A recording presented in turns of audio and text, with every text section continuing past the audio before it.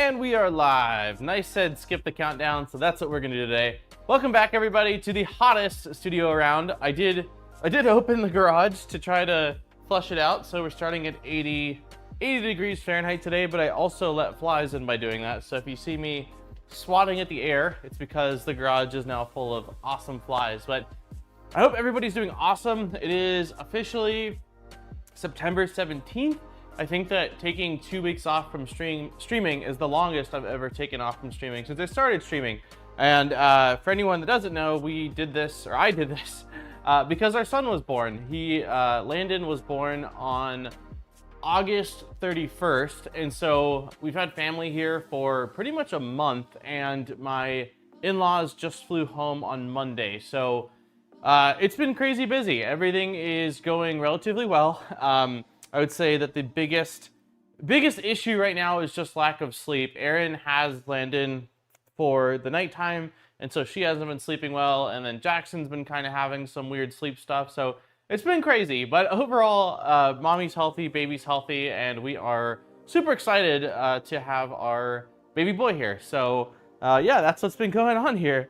Let's see who is all here today. Lord Get Face, thank you for the 3 months. Congrats on the new sleep depriver. Yes, he very much so like myself. So far, he has proven to be a vampire. He sleeps pretty well during the day, but then once midnight rolls around, he is up and just ready to party. So that's gonna be it's gonna take some work, I think, to sort of get him on some kind of a flipped schedule, but yeah, that's kind of what's going on right now. So let's see, we got Beads in the house, Robert here. Thank you so much for the congratulations. Penguin, Delmar is here. Nice is in the house. Hey Raj. Let's see, Muzin's here. Saw Hobo a little bit ago. Tuxedo I think is here as well. Yeah, I hope everyone has been doing well. It feels like it's been a long time. I mean, it has been a few weeks. Hey, Sweetum's here. How's it going? Troy's here. Thank you so much for the 26 months. That's crazy. We'll do a Hadouken and a squirrel for Sweetum. Thank you very much. You ready for Jackson and some jealousy? He'll have some transition with your attention split. Yeah. So my sister-in-law and my niece were here for 3 weeks. We didn't know when baby was coming, and we didn't have anyone to watch Jackson and the dogs. And so she came out, I think 2 weeks before Landon arrived, and she brought with her my niece, who's a year and a half. And it was definitely interesting because Jackson has always been just him, right? Like, it's just been him, me, Aaron, and the dogs. And she's a year and a half, and so she was kind of like there next to him pretty much the whole time. And so there was lots of fart sounds back and forth, lots of kicking, lots of swinging, so yeah, I think that he seems so far to be doing better with the baby, and I think that that's probably because the baby can't crawl or really do much, so he's not all over Jackson. But I anticipate that there will be some stuff, you know, like you said, jealousy and time slip between them. I have a brother that is 5 years younger than me, and growing up, we had a ton of sibling rivalry until we were quite a bit older. So I'm hoping because they are closer in age, they're only 2.5 years apart, that maybe they will have more similarities or more in common at a young age, and that will sort of help with them getting along. But yeah, I anticipate some chaos. Yep. So hey RS, how's it going? My sister and I are a little over a year apart. I've been told stories of my younger years. Oh wow, so you guys are close in age. So I've been looking for a month though. How are you doing, Sweetum? Hey Mag. So I will bring you guys up to speed on this beast. It's been, like I said, probably 3 weeks since we have streamed now. I think this would mark, so we skipped 2 weeks, so it'd be 1 week, 2 weeks. Yeah, it's basically 3 weeks. So the main thing that I got done is this tool head. So hey Collie, hey Greenbeard, Dadbot. I've been Dadbot, now I'm Dadbot ×2. So so yeah, this is primarily what I have gotten done. It took me quite a bit longer than I expected. I ended up, so on the last stream, we were working on the Clockwork 2, and we ran into some tolerance issues that I think were because I printed, let's see, can you guys see this? Yeah, I think it's because I printed out the pieces in red on the Cobra S1, and I think that the tolerances just were not great on it. Hey BBs, hey Desert Wolf, what's your most used reliable printer? Honestly, I use my Bamboo Lab printers a lot, man. I kind of go around and around. Like, I was using the P1S a lot, X-Men Carbon's up in the studio, and for the last while here, it's been a lot of the H2S. I'm constantly using other printers, largely because I am testing out, you know, different things, whether it's testing out the printer, testing out some slicer stuff, testing out a material. So I do bounce around a lot, but honestly, like, if it's just to throw it at it and know it's gonna print, like, I lean on the Bamboos quite a lot. I really do. Hey, Steve is in the house. Thank you so much, man, for the 40 freaking months. And nice with the 10 gifted memberships. You guys are awesome. Thank you so much. So Steve, when is 3D Printopia this upcoming weekend, man? I know it's gotta be soon because you sent me the photo and I did see some stuff online about 3D Printopia. Is it this upcoming weekend? HUD is looking like a good item for all those dual color prints I'm doing for the show. Yeah, Bamboo Lab reached out after the H2S came out and asked if I wanted to test it out, but I didn't really have the space or the immediate need for it. But I do have a kind of large project in mind where I think it could be beneficial, so I'm not sure if I'll end up getting one in, but the H2D has been awesome. I don't have the laser upgrade. I had no interest in that config, but just the base printer itself has printed so many different materials. I've done like PLA, PTG, ABS, ASA, carbon fiber, high temp PLA, flexible filaments. What else have I done? I feel like I've done some other stuff on it as well that is slipping my mind right now. Oh, end of the month. Okay, gotcha. So it's still a couple weeks out. For some reason, because you sent the photo and like I've seen people talking about it, I kind of got, and I saw like they announced that Joel was going to be the MC for it. I thought for some reason that it was like this weekend here. Gotta get back to work. Hope the stream goes well. Hey, all right, BBs, thank you so much for stopping by, man. I appreciate it. So yeah, basically since last week's stream, I reprinted everything and redid everything. I wasn't happy with the tolerances of the red parts I printed on the S1, so I actually, speaking of the H2D, yeah, I reprinted all these parts on there. So I think pretty sure the black is a Polymaker ASA, and the red is also I think this is just a Poly Light ABS that I've had forever. So ABS, ASA and ABS, and it took a while to assemble this, partially because of instructions or lack of instructions and how to route everything. But I think we're in a pretty good place. The latch is working much better. I feel like I've got everything sort of where it needs to be. So the only kind of different things about this setup is I've considered a Bamboo a part of fun for me is the build. Got a Rat Rig VCore 3, a Boron 0.2, so confusing of easy. Considering a visual, yeah, I get it. I mean, I wouldn't say that the H2D is a fun printer. it just has been a reliable printer for me. It's basically, I mean, I think it's completely stock. I did reach out. BQ contacted me like a month ago about their whole Pandaverse stuff coming out, and I told them like, hey, this seems like interesting, but we have a baby coming and I just can't look into this right now. But I am hoping to completely RGB out the A1. So hopefully I have a video on that, and then also check out a couple other things. So the only things that were different about this, excuse me, than what I've normally done on a stealth burner is I have not installed a setup with a fan before. Oh my God, Steve, you guys, thank you so much, Steve, for the 20 gifted memberships. You guys are freaking awesome. Thank you for all the support. So the only thing I haven't ever done before is added a fan to the toolhead board. I know that this is something that like I've heard is certainly useful for toolhead boards that are not just breakout boards. So like this is actually a CAN bus board. So there is a little fan here, and you can see the little wire that's kind of going to the board here. The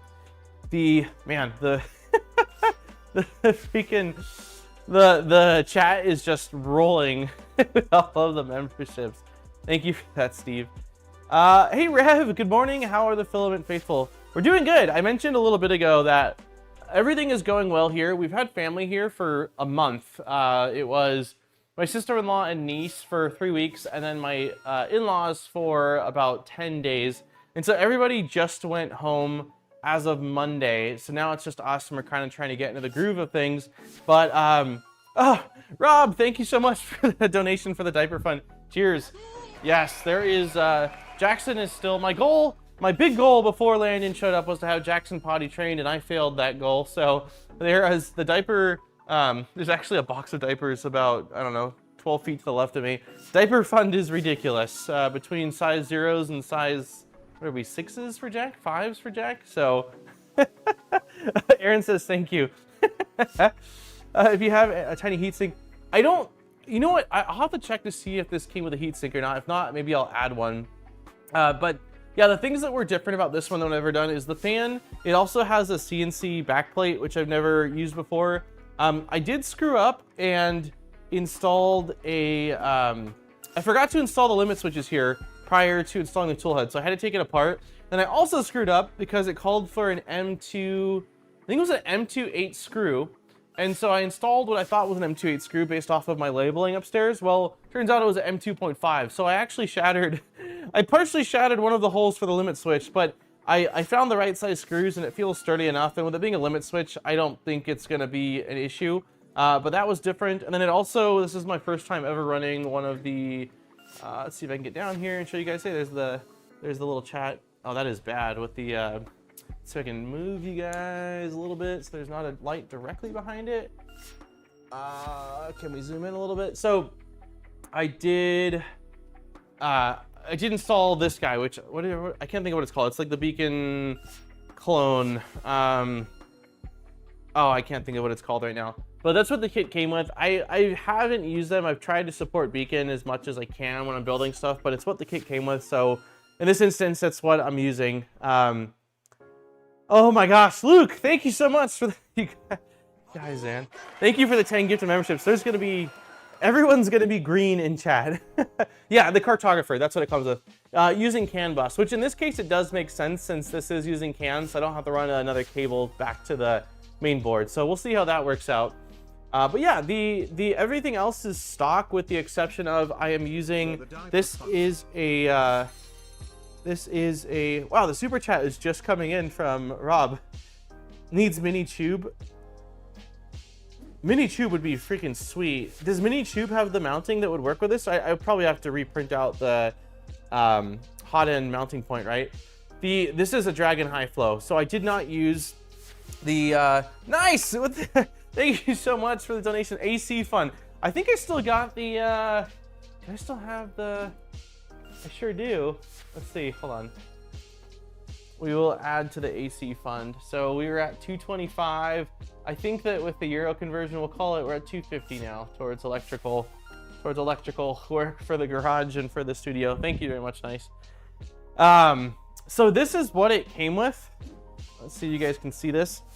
I can't remember the name for it. I know some of you guys in chat know the name because every time I've showed it, you've told me what the name of this is. But this is using the same, like, it's the same height and same bolt pattern as the Dragon. And so since I had a Dragon High Flow from my old, I think it was from the V0.1 original one that I built. Oh, he's advertising mini tube on a stealth burner. Interesting. Well, I'll have to keep a lookout for that. Long term, like, I don't know what I'm doing with this printer. I don't know if I'm going to install Index, but excuse me, if I keep it as a single toolhead printer or single toolhead printer, then maybe the mini tube is what's going to go on here. My game plan is basically to finish this up with you guys and then build a 2x4 and caster frame for it. So that way I could actually move it because we're supposed to put casters on it, but it's just having this roll around on the floor is awkward. I'd rather have it at this height. So I'm going to build kind of like what Taylor did on Kennet Creator. He did sort of a 2x4 platform for it. So that's what the plan is here as well. Yeah, so we are, I think, ready to move forward today. Index or tool changer? Wait, the Index is the tool changer, right? The Index from the why are words difficult? The Bontac tool changer. That's what I'm thinking of. That's what I'm thinking of potentially. Oh, you mean like a tap changer or stealth changer type thing? I think for this one, I'd probably want to do index if we're going to do it. But I have to figure out a lot of stuff. Also, the panels supposedly are really flimsy on here, so I'm likely going to have to cut out larger polycarbonate panels. So we'll see. We'll see. This is all future stuff. So let's really quickly here. Let me show you guys also some of the issues I ran into, just so that way if anyone ends up building one of these, they see it. So here's the page for this. You've got your little pictures of the inserts, which I think is easy to follow. This is difficult to follow. This is as large as the image gets. And while I have built plenty stealth changers before, there are some slightly unique things about the way, did I say stealth changers? Since I built stealth burners before, I'm familiar with them to an extent, but there are some slightly unique things about this. And so I was using a combination of this. That's not bad. That picture's actually okay.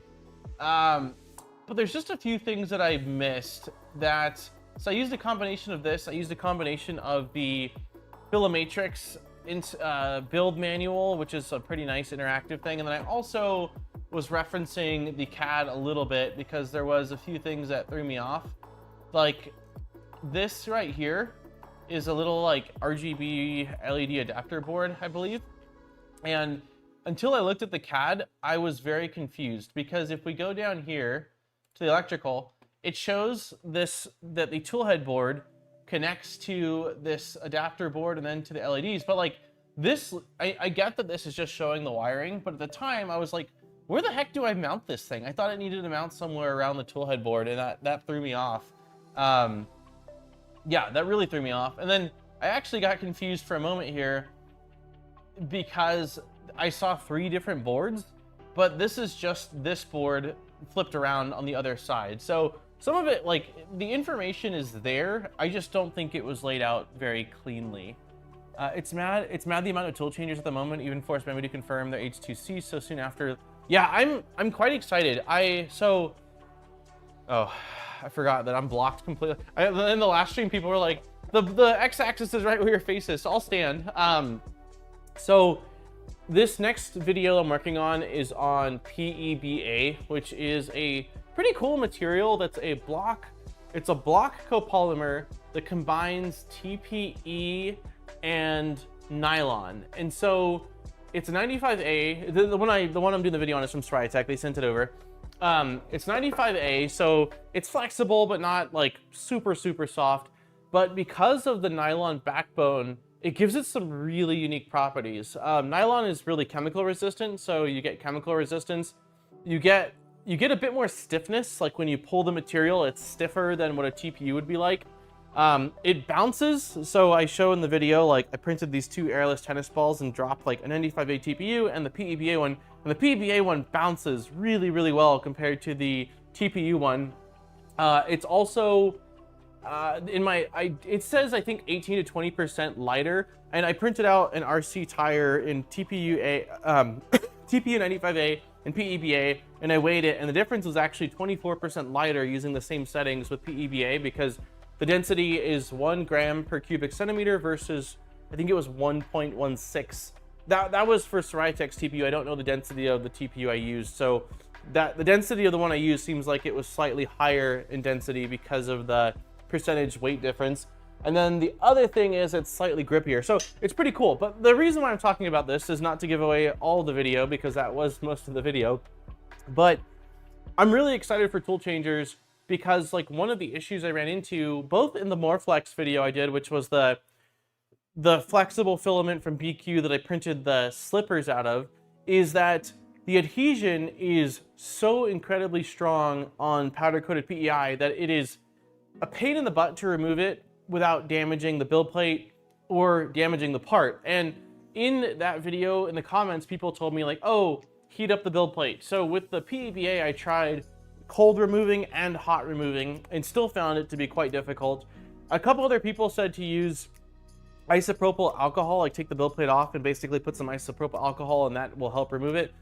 I didn't do that with the PEBA. I don't know how well it would work with PEBA because of the nylon backbone, and nylon, I believe, being pretty resistant to any effects from isopropyl alcohol. But having a tool changer would be freaking sweet because you could just then basically print out a single layer or raft in, like, say, PLA, and then print your flexible film on top of it. So that way, when you remove it, it's not sticking to your build plate and you can just peel off the PLA. So I'm very excited for tool changing for a handful of reasons. One, less waste is awesome, but two, the ability to combine dissimilar materials, whether that's for easy support removal or dissolvable supports, or just combining certain characteristics of different materials together in a single print. It's very, very cool. So yeah, I'm super excited.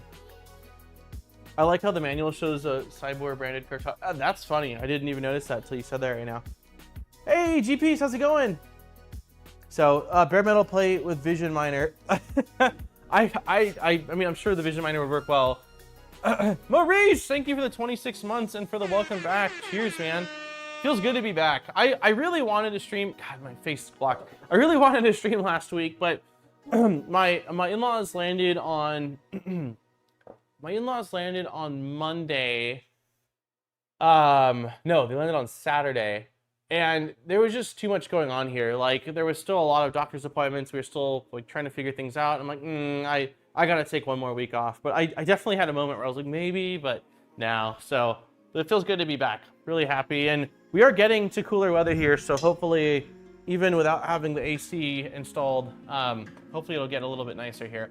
Okay, so we are done. I'm done with the toolhead as far as I'm aware. So today we are moving on to the drag chains. Yes, so we will be working on routing some wires and getting the drag chains installed. It says, assemble according to the diagram, open the movable buckle on the back of the drag chain, and insert the can line and light bar power line. Okay, so let's grab the drag chains and let's see if they are the same size or different sizes. There's 3 of them. I need to get back to it. Thank you so much, Steve, for dropping by, man. And thank you for all the gifted memberships. You guys are freaking awesome. I don't know if I don't go back to work at Lightburn until the 1st of October. So if we get a chance, Steve, it'd be fun to catch up if you have a window in the next week and a half here or whatever before going to 3D Printopia. Okay, let's move this off to the side, bring you guys up a little bit, and let's take a look at these drag chains. There we go. Okay, so I'm just going to start by checking out the lengths of these. They kind of look like they're all the same in the bags, but I just want to see if there is any difference between any of these 3. Hey, TT! Congrats for the new family. Thank you so much. Yeah, we are super, super excited. I didn't mention anything on stream prior, but we had some concerns going into this pregnancy based off something that they saw on the ultrasound. So once baby was born and we basically found out the baby was healthy, it was a huge, huge relief. So we are very, very thankful that Landon is healthy and he's eating like a champ. So all of these are the exact same. So there is no difference between them. So the first thing it says to do is so I think we're gonna have to, let's take off the ends. Yeah, let's take off the ends here. And then open up all of these. How did I just get the notification that you were live? Hey, you're just on, you're fine. Thank you so much. Hey, Queasy. Yeah, I'm sure you guys will get to meet the baby soon, but he's probably sleeping. He's a daytime sleeper and a nighttime partier, so I'm sure he's resting right now, and Jackson's probably getting ready for his nap. So let me find, I think there's a tiny flathead driver somewhere. Yes.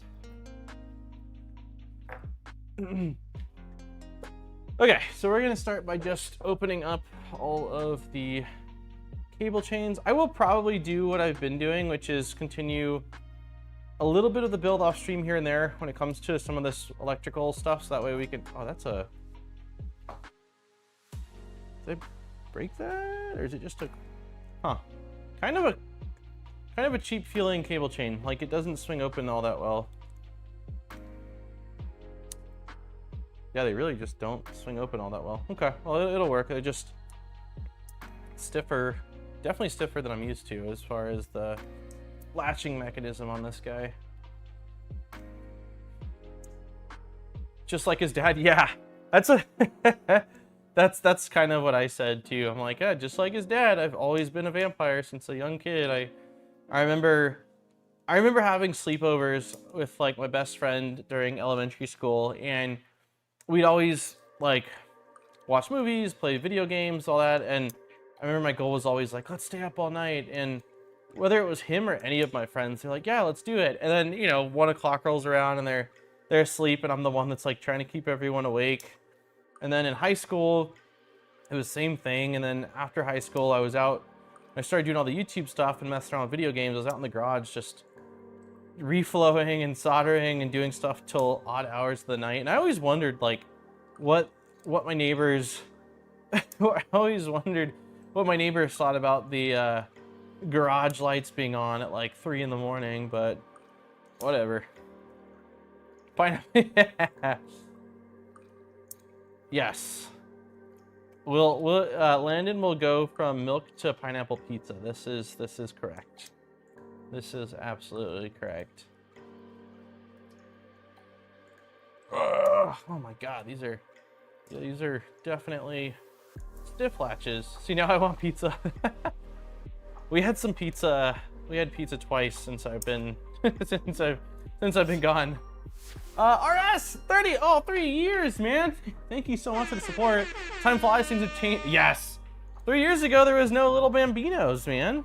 And I wasn't. Was I 3 years ago for nah? Yeah, I was married. Yeah, we got married on April 25th.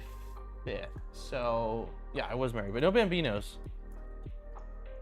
Yeah, we did I think we did a barbecue chicken pizza once, and then we did a Hawaiian pizza with jalapenos once.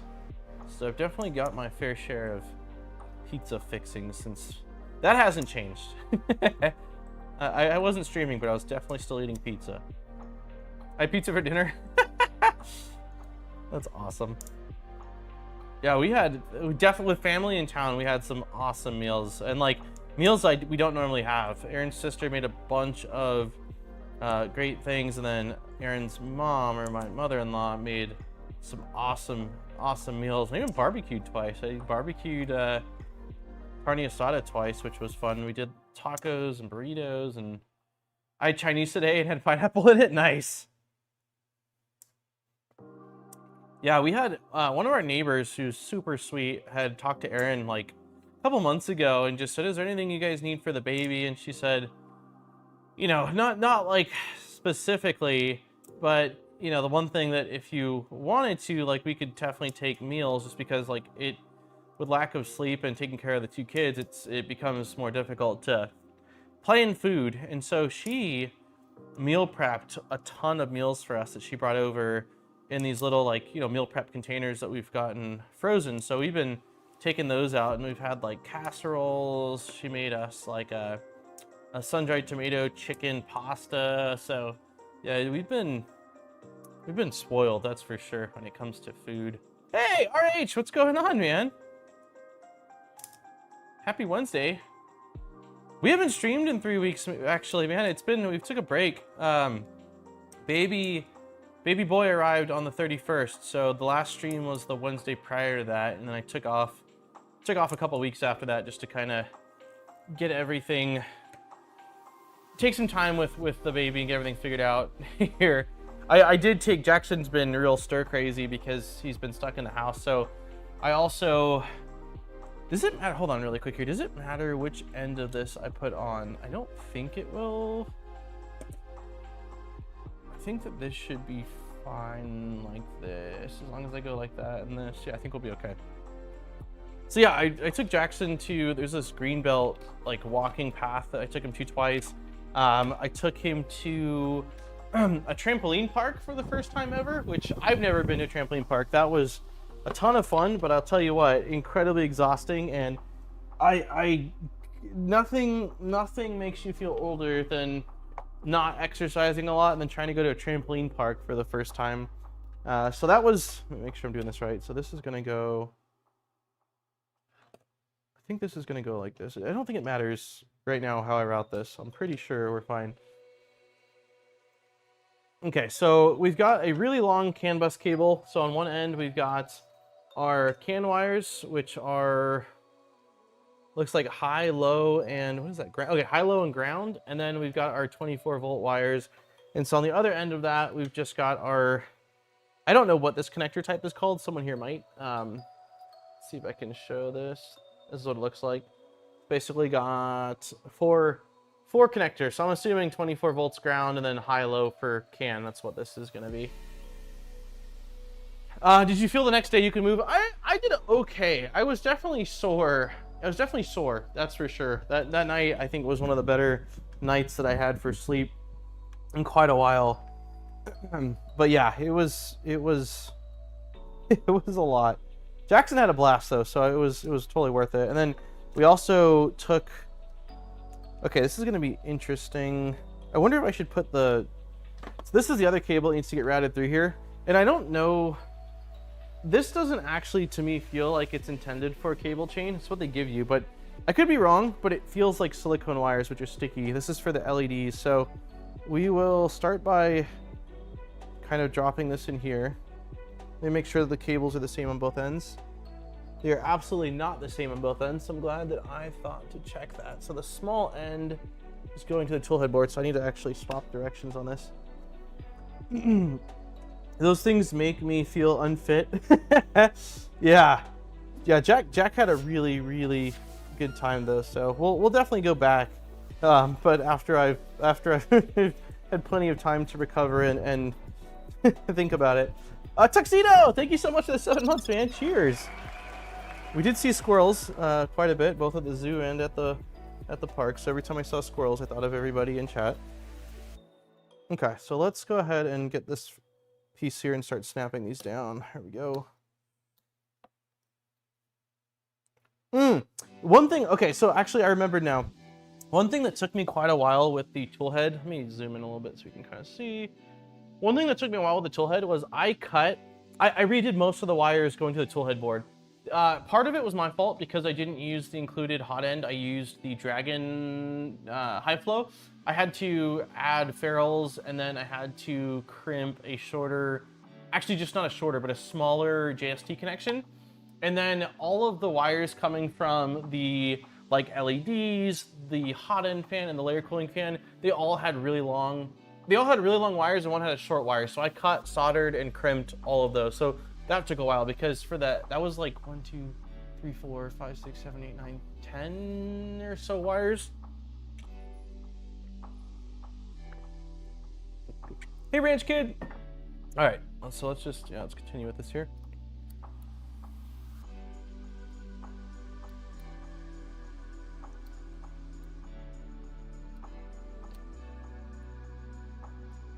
How's everybody's sort of, I guess we're like ending summer here. I know that kiddos are back to school for anyone that has kiddos because the schools have been, we live by a couple schools and it's just been, well, busy. And we saw the schools having like a first football game, it looked like, when we drove by the other day. Someone kindly showed me in adding the automatic updates, update your MCUs. That's cool. Automatically update. Oh man, RH, thank you so much for the donation to the baby things. Thank you, man. We are someone donated earlier for the diaper fund, so I'll let Aaron decide what are the things that we need. Thank you very much. I really appreciate the support. GPs, if you got info on that, I'd love to see it. If it's something that I need to see a little bit more on it, but that might be something I'd want to cover because updating Clipper is always one of those things where it's like, you know, will I break things? What will be depreciated? Will I have to reflash the board? Like, there's always something, I feel like. Also, yeah, that sounds wonderful. Also, thank you for the 17 months, our H2 air horn. May you be healthy and doing great. I really appreciate it, man. Yeah, we are so far so good. I mean, obviously tired. That's you know, we're tired, but outside of that, everyone is doing well here. So, okay, so we got this in here. I don't know if this is even the right length. All the cable chains are the same length that came with this, so I anticipate we're gonna have to shorten some of them, but for now we're just gonna leave this as is. And then this is saying use M38 button head screws, so we will do that. M38 button head screws. So let me let's see, let's go like this. Yeah, I have a feeling we're gonna have to definitely. The LED cable is the one that's concerning me a little bit as far as how it's gonna fit together here in a moment. It's a little short for this length of cable chain. Okay, so we got those cables in, so let's go ahead and get... I didn't organize things, but I did put all the bolts into a bucket, so that still means I'll have to find everything, which will take a while because there's a ridiculous amount of hardware, but at least it's in here now versus all over the place. So we're looking for M38s, and I do know that the M38 bag, there we go. Yeah, I knew it's a pretty full one. So I think we need 3 screws for this. Send it to your live stream channel. Awesome, thank you, GPs. I'll take a look at it later. That sounds really cool. Okay, so let's go ahead and move the camera over here. Bring you guys up a little bit. Maybe? Oh, wow. That's as far up as I can get you guys. That should be fine, I think. Let me go a little different angle so that way hopefully my hand isn't just blocking it. You guys can see my nice selection of shovels and brooms in the background. There we go. Okay, so this is... Yes. The CAN cable is pretty stiff, which does make sense. So let's see if we can put this like this. And can I do it from here? Wait a minute. Wait a minute. The holes don't align. Why don't the holes align? Is it because it matters which... No, the holes don't align on either of them. Huh. Oh wait, no, I'm lying. It does. It's just a weird, okay, we're fine, we're fine. We're fine. It's just a strange cable chain, that's all. The bolt bucket. Hey Steve, hey Mike. Yeah, I normally like to organize things. I promise I do, but in this case, like, it's just, there's so many pieces. You going night? You coming out to say hi? You want to say hi to everybody? Yeah? There's a fly, so just be careful, okay? I'll hold you up. 1, 2, and 3! You're blocked by the bar. Can you say hi, everybody? Everyone says congratulations on baby Landon. No pressing the buttons right now. Oh, you're bringing him out? Are you gonna come on camera? You guys want to see baby Land real quick? Aaron's got baby Land. For the diaper stash, winking face emoji. Okay. Yeah, the belts. You want to show off your baby brother? Yeah. Yeah. Okay. I don't know how well I'll be able to see from here, but all right, I can hold him up if you want. Oh, I got him. What's up, big dog? Baby Landon. I don't know how I'll be able to show him. The bar is like right at his head. You want to say hi? Yee! Who's this, Jack? Baby Landon. Hi, baby. There's baby Landon. Hi, buddy. Hi.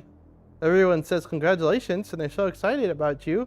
And we got a pretty good diaper fund going on now, kiddo. So all your... Yeah. Jeez.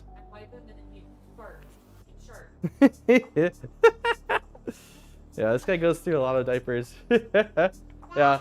So this is this is baby bot number 2. He's kind of far away, but he's chilling right now. It was very nice for you to make an appearance. Thank you so much. Yeah. You can. Aaron's gonna show you guys baby Landon. Oh, bless you. He's got allergies like his daddy. Hey, I need those, buddy. Where's the other one? There should be 2. There you are. There you are. He's there. He says, get this camera out of my face, mama. He's a little blurry because it's focusing on me, but it's still, you can see. So you aren't building a printer, but a playpen. This is actually time. Jackson, isn't this is your new timeout, right? No? Not timeout? Yeah. Yeah. You can go take a nap for a little bit? Yeah. Huggy kissy? Yeah. Oh, daddy needs that. You say bye-bye, everybody? Yeah, the camera say bye-bye. You're not gonna wave bye-bye? No. Okay, I love you. Kissy? I hope you have a good nap, buddy. I'll see you in a little bit, okay? What is it? What is it? Daddy needs that. Daddy's gonna put that on the printer. I'll show you later. I'll show you later, okay? Daddy's building the printer. Love you too. So you guys met baby Landon. No, that's for your play place outside, buddy. I'll show you. We'll get that stuff out later, okay? Take a little nap and then daddy will see you, okay? Thank you everybody. I didn't know that Aaron was gonna. I gave you a kissy. One more? Okay, have a good nap. Okay, I'll see you in a little bit.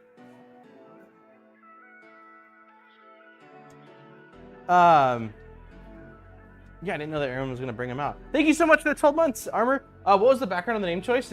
Okay, so while I'm putting in these screws, I'll tell you. So not much. So his name is Landon, Landon Oliver, and not much background on the name choice. Basically, Aaron had been going around and around with names, and I shot them all down. I just didn't like the names, and so one day she was like. I think she was a little bit frustrated and was kind of like, well, why don't you come up with some names then? And so I sat down and started like thinking about names and looking online at different names, and boy, is there a lot of names.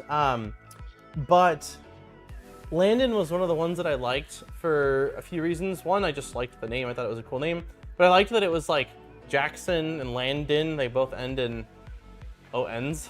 But yeah, I just liked the name. And then for the middle name Oliver, I don't know. I really couldn't tell you where that came from. I don't know any Olivers. Like, I just like the name Oliver.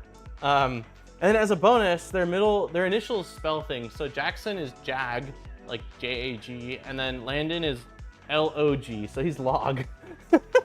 I mean, that's not why I chose the name, but it was definitely a bonus. Like, that's kind of neat. But yeah, I just like the name. The backup name so I had a list of names I put together. I think the backup one of them was, I think it was Weston, so W-E-S-T-O-N. And I liked it at first, and Aaron did too, but as we went around and around about it and kind of, we had time to chew on it, because I think I came up with those name choices like months before baby was born. We just ruled it out. We're like, we don't like Weston as much as we like Landon. So, but yeah,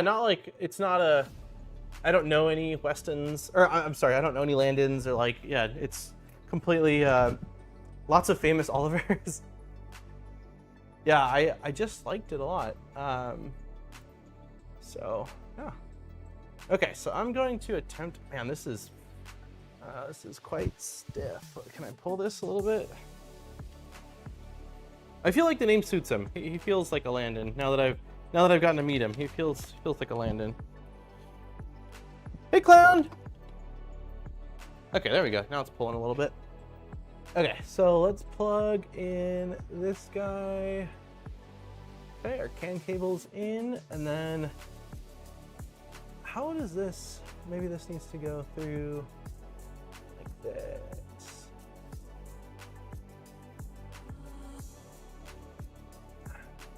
Okay, our LED wire's in. Everything still seems like it closes okay. Yeah, my concern with this is if this is as far... Okay, so I don't think we'll need this much length. I'm pretty sure we're going to be shortening this. I'll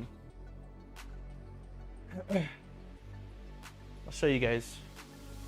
So right now, I think that this is probably as far as I'd want it to go, lengthwise. I don't think we'll go beyond here. And if we look at the other side of the cable chain, if I can get this, it's at an angle, I realize. There's going to be an LED box that goes right here. So I have a feeling we're going to be shortening this chain quite a bit. So the length might be perfect when it's all said and done. So we'll leave that right now, but at least we got the first one in. Let's close up the, no, we'll leave it open for now. There's no reason to close that up, I suppose. Okay.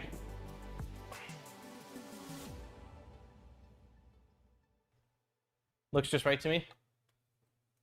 Yeah, on the other side, I mean, using this like as a reference, I think that they have more of a gap than I do, but we are putting this like LED box or LED PCB in right there. So let's see.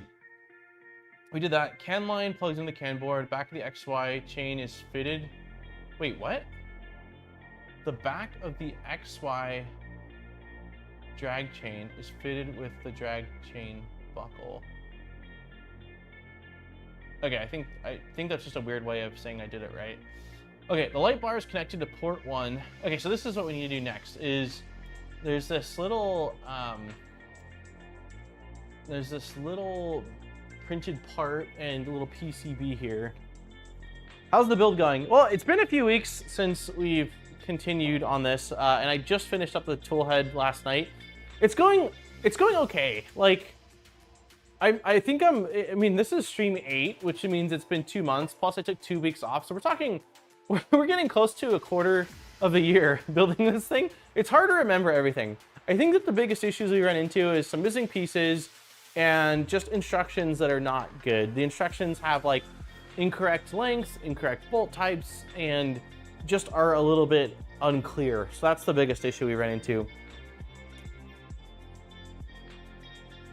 Hey, Chill. The foot bone's connected to the ankle bone. Okay, so let's see if I've got these printed pieces. I only reprinted the the stealth burner parts in PLA. Nope. I only reprinted the toolhead parts in ABS/ASA. Everything else is still in the PETG that they included. So hopefully that isn't going to be an issue. I don't think it will be, but I'm concerned right now because I don't see this piece. This looks like it is a rectangular printed part. It could be over here. Give me 1 second.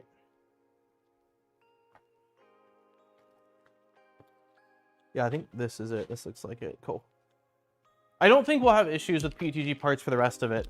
I don't anticipate the inside of this printer will ever get hot enough to really deform things, except for the toolhead. But if I'm wrong, we'll reprint things. But I didn't want to go through and reprint every single part. It felt unnecessary. But maybe I will regret that decision.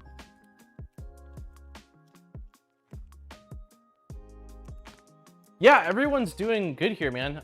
Jackson just came out to say good night. He's going down for his nap, and then Aaron actually brought out baby Landon, so he made an appearance. I figured he'd be sleeping because it's daytime, and he's a big daytime. I mentioned earlier, he's a big daytime sleeper and nighttime partier, but he was up, and Aaron brought him out, so it was cool to see him. He's a handsome little guy with a very active digestion. Can't talk. Jackson is 2.5 years almost exactly. His birthday is March 5th. So, yeah, so he's just about 2.5 years old now. Okay, so this is our little PCB, which basically just takes the one cable. Sorry, there's flies all over. It threw me off. This connects from the toolhead board to here, and then this connects to the light bar that we installed underneath the entire X extrusion, which I'm really excited to see. I'm an LED sucker. I'm a sucker for LEDs, so I'm very curious to see how this thing looks when it's all lit up. So it looks like this just sits like that, and then we install. It says that we install from the bottom 2 M3x10 flathead screws. So I will search for that really quickly. I haven't had merch for a while. Nice. So Stream Elements is the streaming add-on I use for OBS, and they had a partnership with a print-on-demand service that I was really happy with, and that's who I used for the first couple years of having merch. And then I have no idea why, but they decided to shut down, and they made a recommendation for everyone of another platform, but there was I didn't see any easy way to just transfer things over. And so my plan was that I was going to make some new merch, and sort of when I launched with that new store, show off the new merch, and it just never happened. The person, let me zoom out a little bit. The person that did the logo design for the spool bus, I reached out to them because I wanted to have them design at least 1 or 2 other designs that I had in my head, and they never got back to me. And so when that happened, yeah, I just sort of was like, all right, well, I'll revisit it, and it just hasn't happened. I need to do it though. Fabrico's is really nice. I've been wearing a ton of Fabrico merch. This is interesting. So this screw goes through the bottom, right? And it goes through the hole in the PCB, but it doesn't actually. Oh, I'm a goofball. I was saying it doesn't actually lock it in place. Well, that's because the top half of this locks it in place. I am silly. So this goes like this, I think. Let's see. No, that's not right. Is it? Yeah. Okay. It was user error. Of course it was.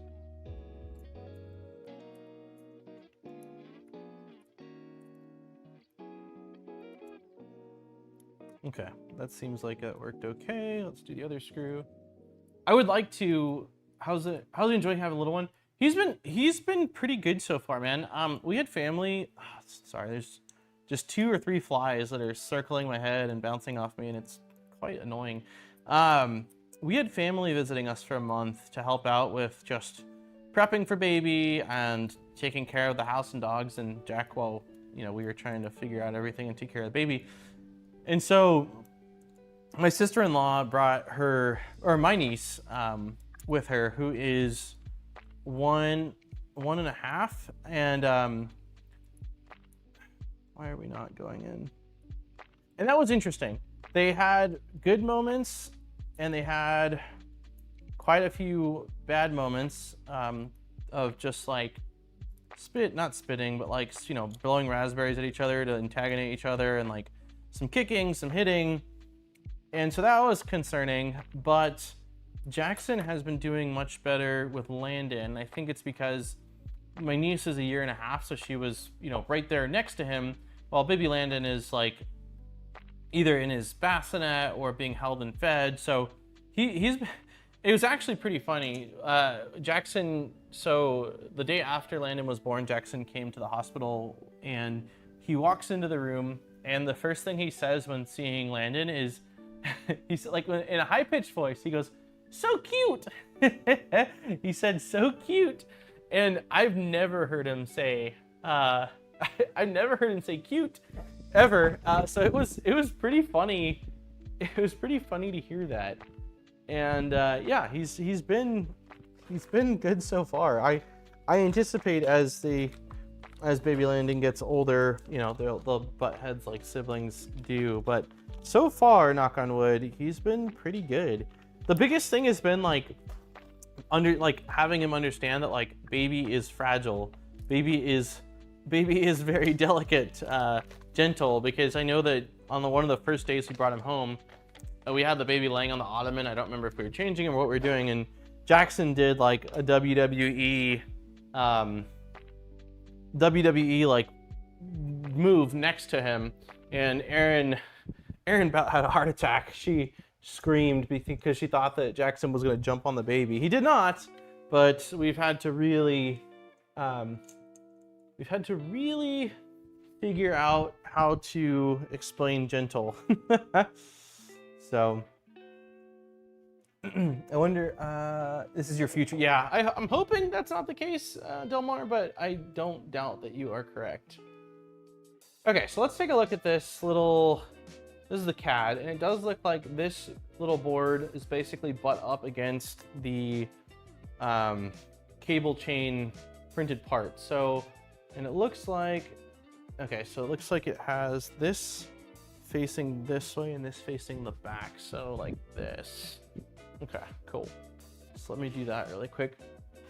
I bought a Mobot t-shirt a few years ago, but I need a new one. I will, Lisa's poked me a handful of times about it, and I need to make it happen, even if it is, like, even if I just end up sticking with the old designs for now, or like the, I don't know, call them old, but like the original designs for now.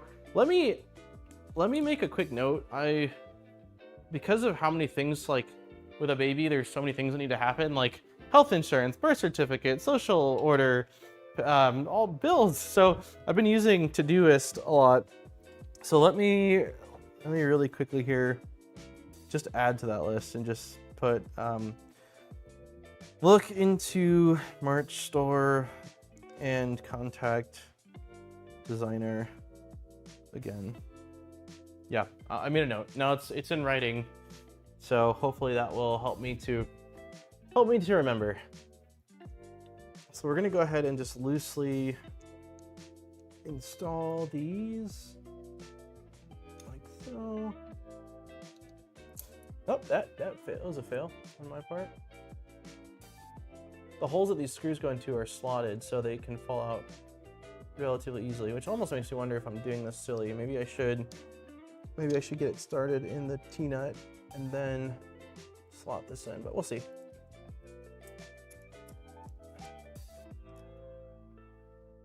Wow, that is tight. Okay, that's as close as I can get it. I think this cable has enough reach, so that should work. Okay, and then let's get this guy right here, like that, maybe.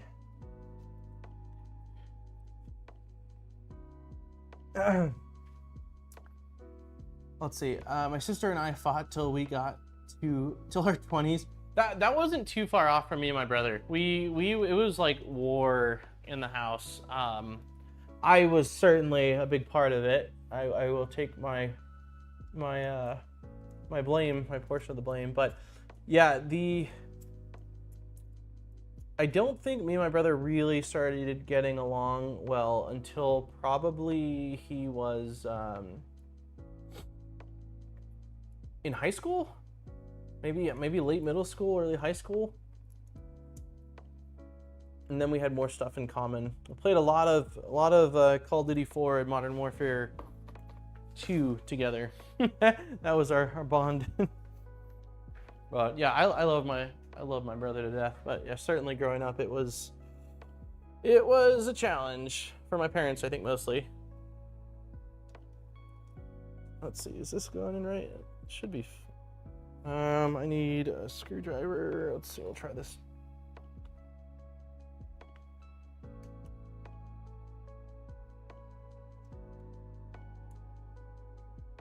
I can't tell if that's in. Okay, it sure feels like it's in. Okay, so there's that one. We definitely have to shorten the cable chain. I can see that now, which is what I expected. So we don't want it going further than probably, let's see.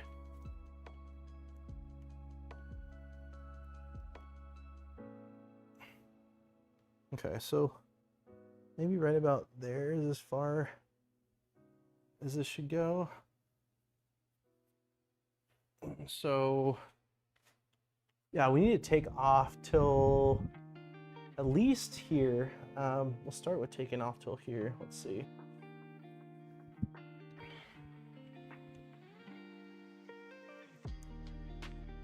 If launch is something, let us know. Yeah, I think you I think that's what you were saying. Launch. Yeah, if I do end up getting the merch back up, I will announce it. I'll try to announce it on the main channel as well. I don't know how many people are interested, but I was pretty surprised with the first launch of merch. Like, there was quite a few people. I mean, the design was sweet. Like, my goal is to make the designs where, like, it's just a cool shirt in itself. So I think that helps. Okay, so let's pop this off.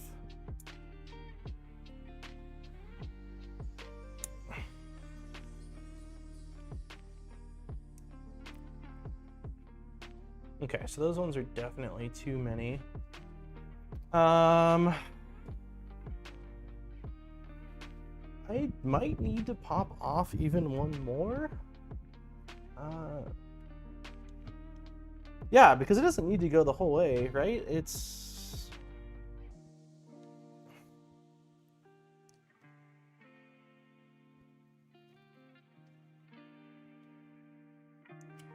Yeah, I'm probably gonna pop off one more. I don't think... Oops.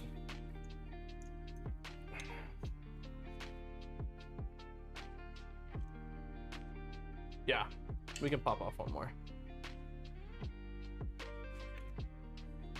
We also need stickers. Stickers would be freaking sweet. Yeah, stickers. We did have stickers, I think originally, but the sticker options through that specific. Okay, let me pop this off first. That specific place were very limited. Like, I want like some really sparkly, cool stickers. The only downside to those, like, the stickers were kind of expensive. Like, I think the stickers were like $5 or $6 each because they're print on demand. So I don't know whether with stickers I would want to just have the stickers myself here and just ship those out myself, or for the sake of convenience, just have it where, you know, they are what they cost, But yeah, they weren't cheap. Babies are pretty resilient. Landon should survive most of what Jackson does to him. We definitely learned that with Jackson. We definitely have learned that with with Jackson, that babies are more resilient than we realize. Wait, did I screw? No, I didn't screw this up. I have the orientation wrong. A second here.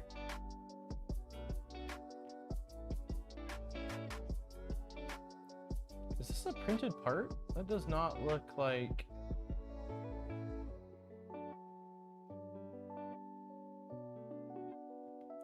This does not look like a cable chain. What is this?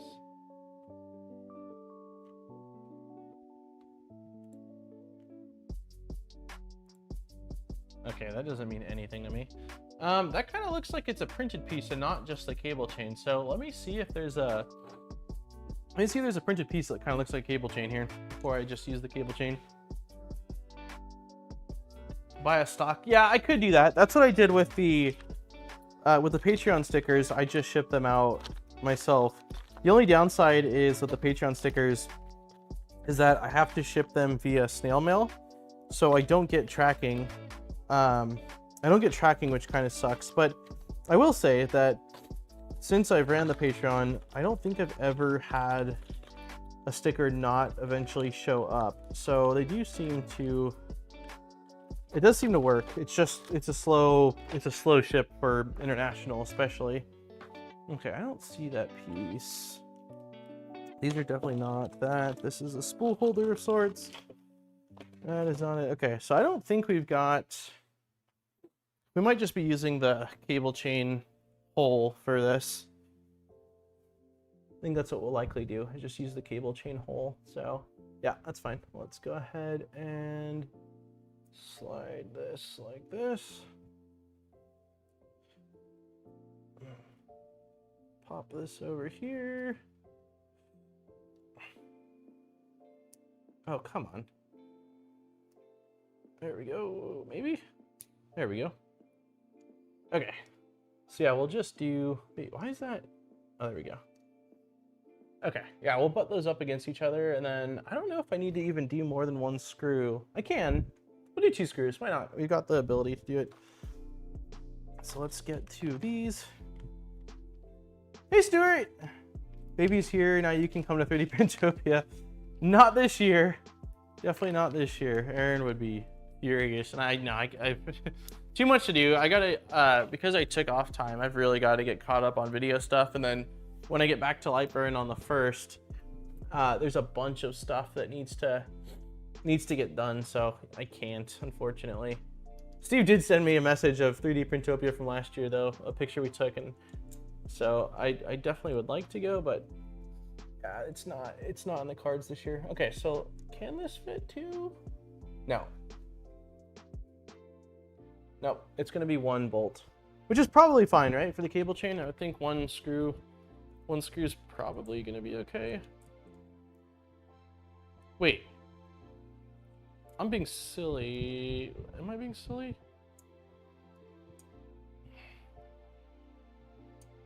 Yeah, I'm being silly. Let me try something else here. I think that if I turn this guy around like this, it's gonna stick a little bit off further from here, like that. Let's try that. I don't know how well this will work, but we'll try it. Okay.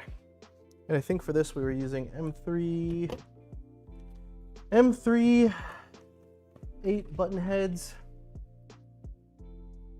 I don't know, Delmar. I don't want to commit to anything yet. Really, I was kidding. We'll miss you. Yeah, I will have FOMO, and I'll definitely be looking at social media to see everybody having fun there. Who's all going to 3D Printopia in a couple weeks?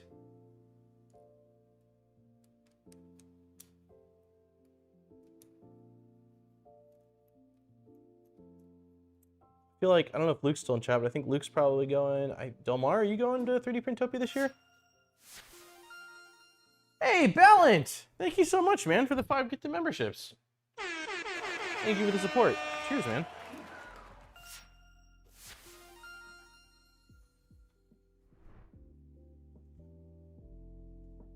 Oh. Okay, so I did get both of these in. I don't know if there's a little gap here now. You can see, I don't know if that's going to be an issue. The only issue I could see that producing is, and I should be able to see that in a second here, would be with the length on the other end of this. So let me see. I'm going and bringing a surprise. Ooh, RS is going too. I like surprises.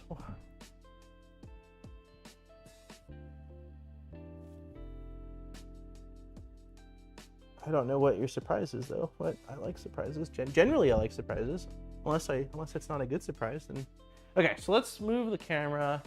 The only thing I really want to see right now is, oh man, speaking of cameras, so the Saturday before, the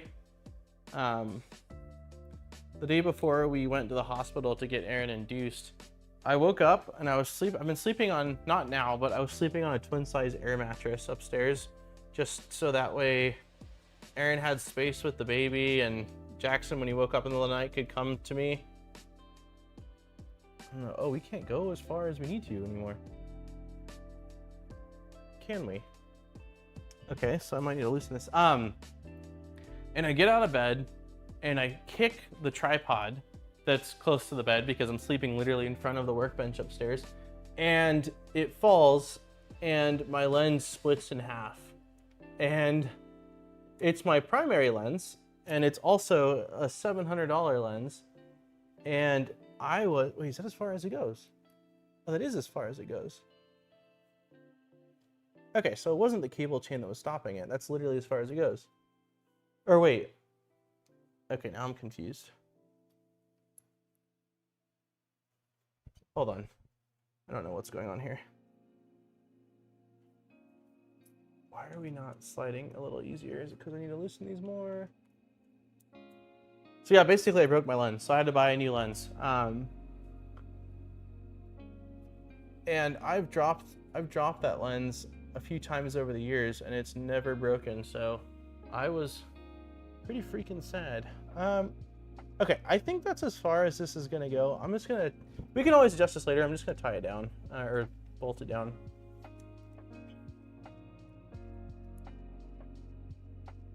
Yeah, my heart skipped a beat. I broke one other lens many years ago when we were renting this little place, and they had laminate floors everywhere. It fell on the laminate and split. And then I took it to a camera shop. They sent it in to get repaired, and the repair cost was $20 less than buying a new one. So I basically just let them keep the lens. I said I'm not gonna pay that, and so I just bought a new lens. But in this one, I did send it off as well, and they quoted me $300 to repair it.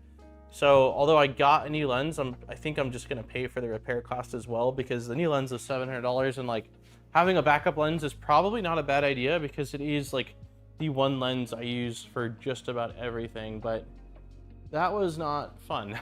I started off the weekend very sad. Yeah, and like don't get me wrong, like camera gear is not cheap by any means, but like I still go with what would be considered like budget professional. So like the camera body I'm using is the FX30, which is $1,000 camera body. Like, don't get me wrong, it's expensive, but like the FX3, which is like the bigger version of it, is like a $3,000 or $4,000 camera. So I try to be somewhat like middle range with the cameras, and like usually every 4 or 5 years I'll upgrade the channel camera, and then the main camera will become a secondary camera. But it hurts, man. It hurts no matter what it is. It just does not feel good to break something, especially when it's, you know, you're that's what I do, like for YouTube and for Lightburn. I need a camera, so I was really bummed out. Hey Nadir, I love the FX30. I bought it when they announced it, and I love it. Yeah, it's a freaking sweet camera for video work. It's a video cam. So okay, so we're good on that. I think we've got our LED hooked up, we've got our CAN bus cable routed, so we are probably gonna move on to the next cable chain. Yep, I got that. That looks good. Would suggest using Sigma. That's what, so Sigma lenses are, I've got the Sigma Trio, Joe. I can't remember the sizes on them right now, but like the 50, the 30, and the, I do. So the, hold on. This lens right here is a Sigma lens. I think Sigma also makes zoom lenses. I used prime lenses for many years, and then one of my coworkers was like, hey, you got to check out this Tamron lens, which is a 1770, and I fell in love with it. And it's I just, not having to bring the camera to the subject always is quite nice. But yeah, so like this is the Sigma. Where the heck is the, oh, this is a 16 millimeter, the one I'm using for the wide angle. But yeah, I do have the Sigma Trio of prime lenses and absolutely love them, and I've recommended them to a ton of people. They have an 18 to, gotcha. 1850 would probably work for most of what I do. The 1770 is pretty nice though. It is pretty nice. Sometimes I'm doing laser stuff for Lightburn, and I have to be further away from the thing. Being able to zoom in to max is pretty nice. Yeah, it's an awesome, yeah, the 1770 Tamron. Yep, I really like it. Really like it. 1850 is sweet for what we do. Yeah, that sounds like a really good lens. I wish I had the money for a DSLR right now. I'm using 2 Osbot cameras, and I'm actually really happy with them. The Osbots are surprisingly solid cameras, Armor. Everyone I know that's used them really likes them. But yeah, I mean, just because I do occasionally get people that ask me like, hey, like I want to get started on YouTube, what should I use? And I always tell people, use what you got. Like phone cam, I mean, like my iPhone, the camera on here is more than sufficient to get good quality. And like Chuck Hellebuck over at Filament Friday, or Chuck Hellebuck's Electronic Projects, he's used an iPad for his shooting and editing forever, and it's worked great. So yeah, when I started off, I went from a 720p flip cam, is what it was called, the flip cam. My first DSLR was a Canon Rebel T3i, which was not great. I installed Green Lantern firmware, which made it a little bit better. Then I got a Panasonic. It was my first 4K DSLR, and that was a pretty budget camera. I think the body was like $400 or $500 at the time, which for a 4K camera, 4K DSLR was good. But I ran into some issues with it. It didn't have a really good algorithm for face tracking, which was a huge problem for me since I record myself, and I didn't have a big TV to like see that I was in focus. So I lost a lot of footage, or had to settle for not being in focus. And then for some reason, I use dummy batteries for all of my cameras because I cannot be held responsible for charging batteries for different cameras constantly. And for some reason with the Panasonic, when I used the dummy battery, my DSLR microphone had a really bad grounding sound that came from it. And so, yeah, so I went from there. I jumped over to Sony. And so now I use the FX30 as my primary, and then an A6400 as my secondary. But the A6400 was my primary for a lot of years, and I love that camera. I think it's a great like middle range camera for video work. We're often running around with $1,000 of gear. Had a few close calls, nearly dropping cameras. Never trust a snatch plate. Jeez, yeah, it's never fun. I knocked my tripod over once. Unfortunately, it was on the edge of. Oh my god. Oh, that's awful. How's the new shed build going? I don't have a shed. The goal is to have a shed by next year, but yeah, I got no shed build. Hey, Nuno. Also, hi, Zombie. All right. So we got the first one done. Now we're doing the wide drag chain. Open the movable buckle. Blah, blah, blah. Insert the can line power. Okay, so this one's just the can power line, so we can do that. More cable chains. Okay, so let's grab the next one. I don't even know, like, if I should change the camera. You guys just watched me open a cable chain. Do you guys really wanted to see me unbuckle this whole thing? There we go. I think that's roughly in focus. You can do it, thanks. Sony are great cameras, but they need to work on the UI. It's not great for run and gun type. Yeah, I mean, what I do is pretty niche, right? Like I pretty much only use the camera at home in the same exact sort of setup or studio each time. So I cannot speak on how well or not well it works for on the road stuff. But I do like, yeah, the FX30 has been a phenomenal camera for me. I would, if I were to buy another camera today and I had the budget for it, I would absolutely buy it again. Here we go. Okay, let's take off the ends. But yeah, the Osbots, especially for live stream stuff, seem pretty sweet. I've had a lot of people speak highly of them, and I've been pretty close when I did a live stream with Pooch when we built the Mark IV. Yeah, the Mark IV. And he was using a couple Osbots, and I was very close to buying one after that stream. FX30 and FX3 layout is way better than. Yeah, that's a good point. The A6400, A6400's user interface is definitely not the same or as good as the FX3. I think I would assume FX3 and FX30 are using the same kind of interface, the F series. Did they release the layout yet? That question isn't for me, is it, Zombie?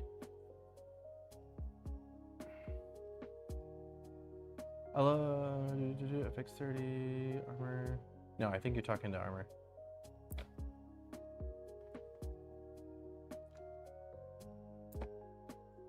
We will open up the giveaway. We'll open up the giveaway in 45 minutes. We're definitely gonna stream for a bit longer. Temperature is rising. We started at 80 and now we're at 85 Fahrenheit. I don't get it. It's so much cooler outside. And today I opened the big garage, the small garage, and the back door, and I was like, you know what? I'm just gonna deal with the flies. If it means I get a cooler stream, you know, prior. I can't have it open during the stream because it just way too much light and way too much distractions having the garage wide open while trying to stream. But I opened it and it did an okay job of cooling it down, but it must be the lights I'm using combined with the desktop, but it just really gets hot in here quickly. That was for me. Got it. Oh, okay, got it. 3D Patopia. Yeah, Zombie, you're probably going, right? Are you doing your own table like you've kind of been doing?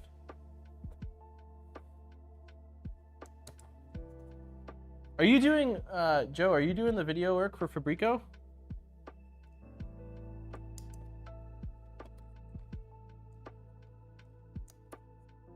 2 tables, nice. What are you showing off, dude? Unless it's a secret. What are you bringing? I imagine your filament, lots of cool prints, probably the stealth changer or tap changer. Have you been working on any big printer builds? I don't. Last one I remember you talking about for quite a long time was the black box, and then I know you've been testing out some printers and doing a bunch of like printing, but I'm not sure if you've been working on a big project or not. Nice, cool. Are you out of, are you local then? Are you out of Florida? I would assume, probably, right? Because it's difficult to, I mean, the reason why it works with me and Lightburn is that I'm not reviewing or showing off really like hardware. It's mostly just the software. So granted, I have to have lasers here, but as long as I have like one of each type of laser, that's all I really need versus Fabrico carrying tons of products. So I'd assume that shipping wouldn't probably work. Moved to Texas a couple months ago, and I'm starting to get back into building. Garage goes 90. Oh, jeez. Jeez. Whereabouts in Texas? And where were you? What state were you prior? Yeah, my sister-in-law that was visiting here for 3 weeks to help us out. She lives in Arizona, I think like 45 minutes south of Phoenix, and we had pretty warm days when she was here, but compared to like my brother-in-law that was back home in that area, the weather here was substantially cooler. So I got my 2.4 set up with box turtle, bringing that. Nice. Tube tried it. Nice. Showcasing an H2S. The bamboo sent over too. Cool. I was talking about the H2S a little bit earlier. They reached out after launch and were like willing to send one, but because I knew baby was I don't think baby was here yet, but baby was coming like any day, and space has kind of been an issue / just wanted to make sure to use for it. I was like, I don't know, but I really want to print out some organizational stuff, and I feel like I've been leaning on the H2D a lot lately for things, and I feel like the H2S might be a solid machine for it, but I don't know. One of my coworkers got one and absolutely loves it. My little car is going to be just outside Austin, moving from oh man, so you went from hot to hot though. But is because I know that Texas can be quite humid, but how does the humidity compare as someone that lived in Florida prior? Is it, do you feel like it's similar, it's better, just different? I'm local and I work out of the Fabrico location. Got it. Yeah, that makes a lot of sense. Just finished a giant rope container that took over 2 kilograms of filament, mostly flawless. Yeah, it's they just make solid machines, man. They really do. Okay, so let's go ahead and feed. So this is gonna go like this. I don't think it really matters what direction, so I'm just gonna feed her. I'll change the camera to this one.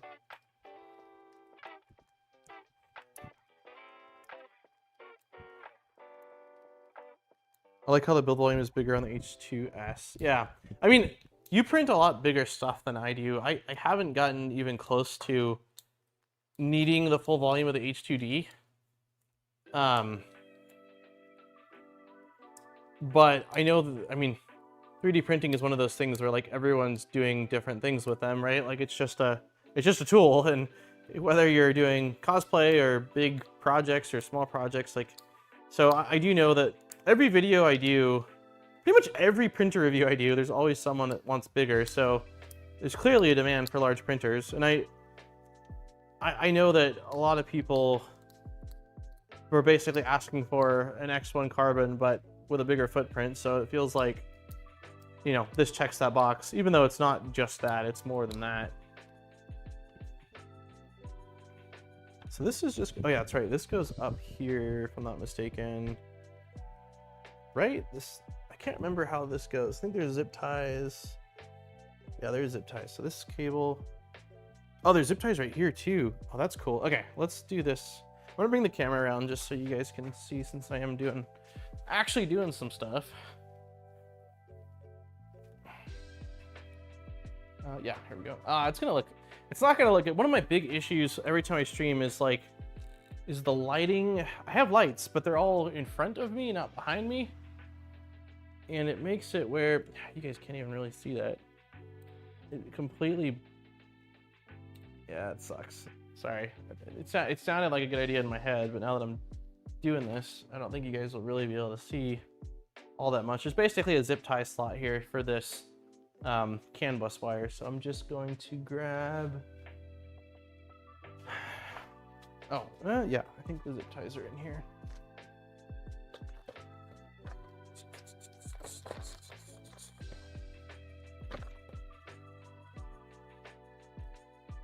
It does feel funny saying that I don't print big things usually, and while I'm building this monster. But honestly, some of the things I want to print with this really are like large hue forges for Jackson's wall.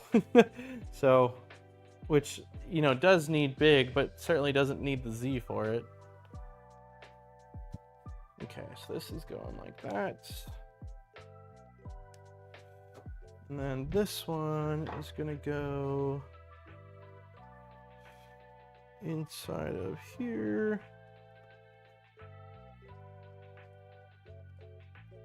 Like that. So we can get some more zip ties.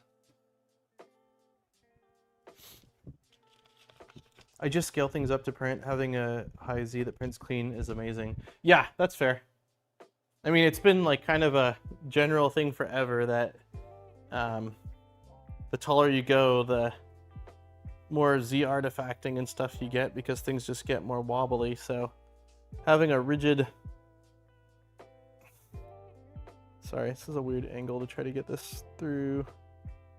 Having the ability to print tall and not have it look janky is pretty sweet. I am very excited for Flat Forge, the Flat Forge plugin. I think that's going to be a ton of fun. I've got a hue forge on Jack's wall of Mario, and I think that some of the Flat Forge stuff will be really cool.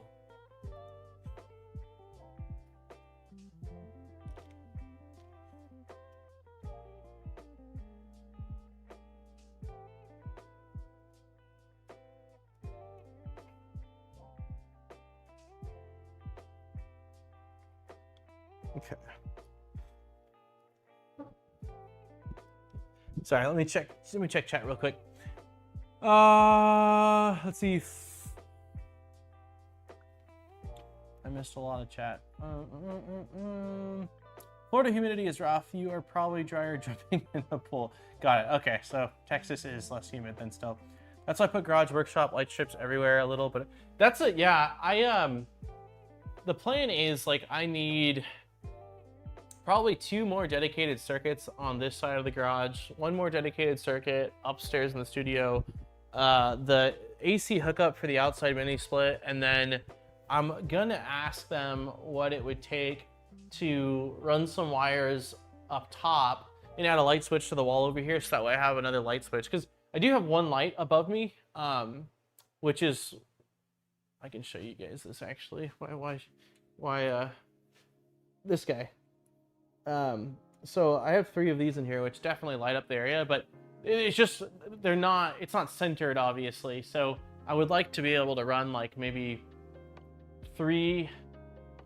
either 3 in the center or 2 and 2 of the like tube lights, or maybe LEDs, but you know, the equivalent of a tube light LED. Wait, what was I doing? That's what I was doing. And if I can't have them on a switch, that's, I guess, probably okay. I can likely just get them on a smart plug, so that way I can just turn them on and off from my phone. But I'd like to have a physical switch, but if it's gonna cost an arm and a leg to get that added, then I probably will just say, okay, that's fine, let's not do that. So we'll see. I have no idea what it's gonna cost. But based off of everything, I assume it'll cost more than I think it will.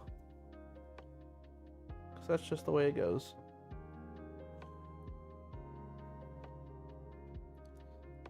Poor Fabrico Joe at the warehouse chasing Hector.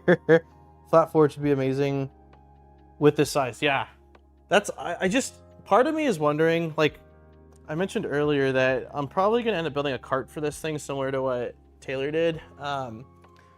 But long term, like, I wish I could just take a saw to this thing and chop it down to like half the size, maybe even a third of the size, like in Z, and that would be perfect for so many things that I want to do. But I doubt that's gonna happen.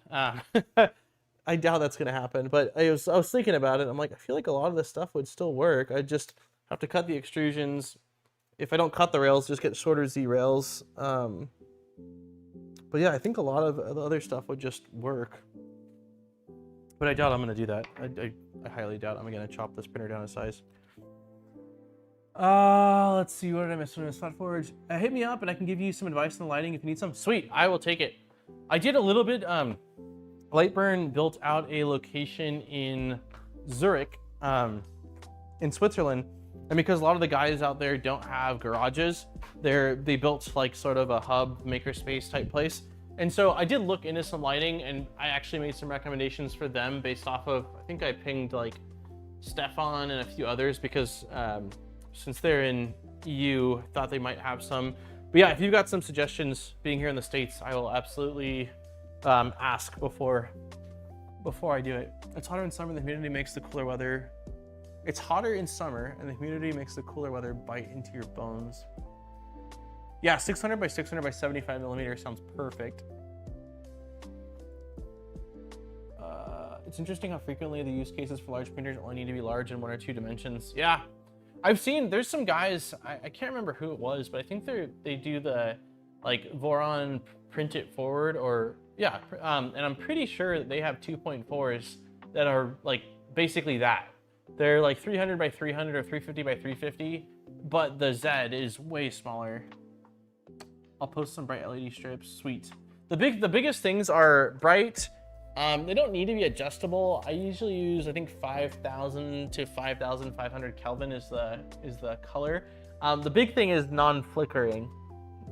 I know that part of that has to do with the shutter speed or FPS that you're shooting at, but I've had some lights that just freaking flicker, and so that I definitely don't want. I do have a Milo. We still need to finish it. It was done, and then it broke, and then I got the replacement pieces. We need to finish it, so that is something that we'll finish. Hey, Killa, how's it going, buddy? Okay, so let's mount this now. Also, what time is it? Yeah, in 30 minutes we will go ahead and. Oh, this goes this way. In 30 minutes we will open up. Hold on, I just dropped. I dropped the mouse and it did not sound good. Did we lose batteries? We did. We lost batteries and the base. Kind of important for what I'm doing. Let's see, there's one battery.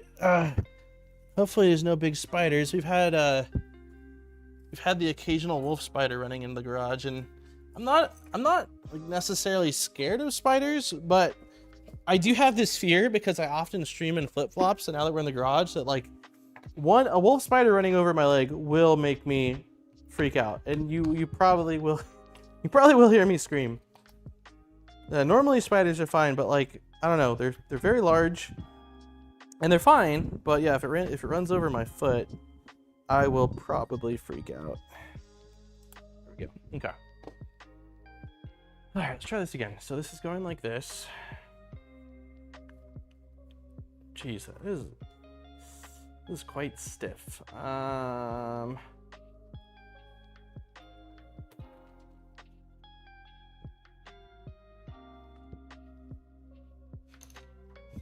Came home from lunch today and finally able to catch the stream. Yeah, it's nice to see you in here, man.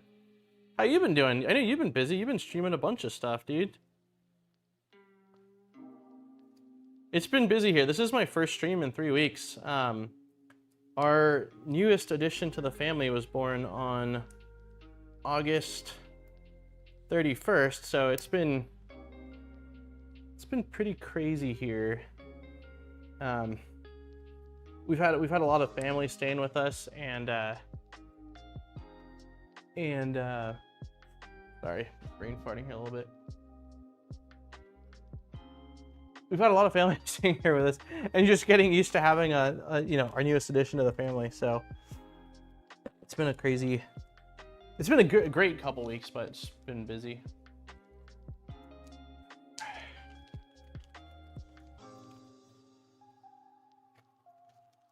Yeah, thank you guys. Jackson came out earlier before he took his nap, and then I thought so. Our newest baby boy is Landon, and I thought that he was gonna be sleeping or something, but Aaron actually brought him out, so he said hello earlier. He's awesome. He is eating, or I guess not eating, right? Drinking, drinking a. Serious? I dropped. Oh my gosh. Hold on. I'm dropping more stuff here. This is my life right now. Oh great. It's just my mic, my mic case. Yeah, he's awesome. The biggest thing is he doesn't sleep at night. He's up all night, and so that's a struggle. But outside of that, like he's super cool. Super cool little dude. Why does this not feel like it's aligning at all? It's not, is it? It's not even close to aligning. That's odd.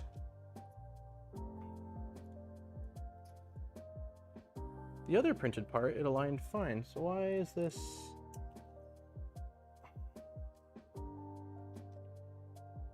Am I doing this the wrong? No. That is not gonna work. Well, I can still fit 2 screws in here. I just can't do the ones that that's interesting. Okay. I'm not sure why that would be the case, but the holes on this one definitely don't align. They're too wide. So I can fit 2 screws through, which should be fine since some of the cable chains only have two holes anyway, but it's interesting because the other one fit totally fine.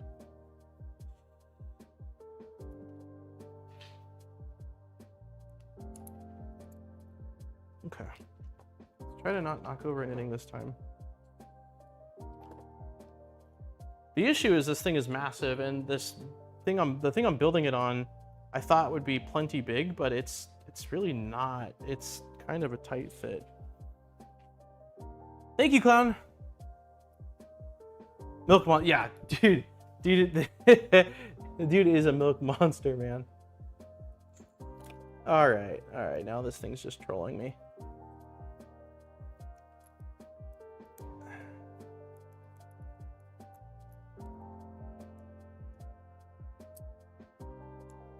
Okay, that is officially bolted into place. This needs to go like this. I don't know.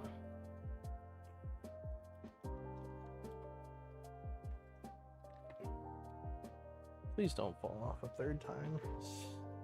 Oh. Spider webs, there we go. Oh, God, lovely.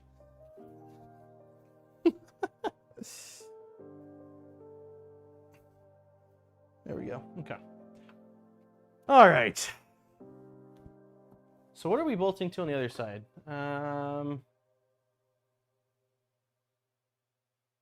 So it looks like,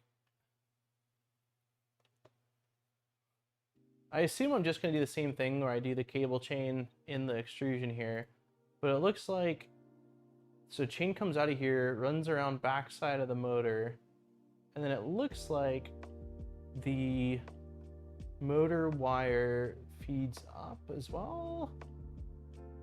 Is that right? Yeah, that is right. We have to attach cooling. Okay. All right. Let's get this one installed, and then I'll focus on the next thing.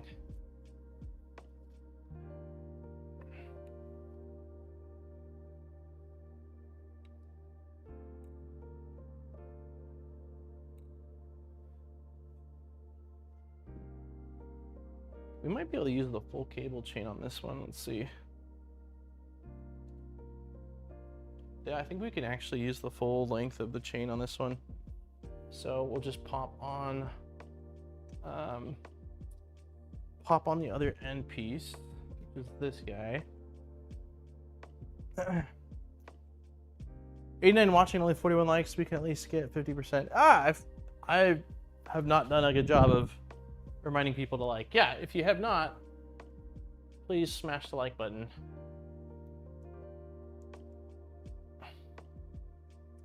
I cannot wait to get this thing actually printing, everyone. This is probably, I'd have to look back, but this is definitely one of the longer builds we've done. This is such an awkward angle on that.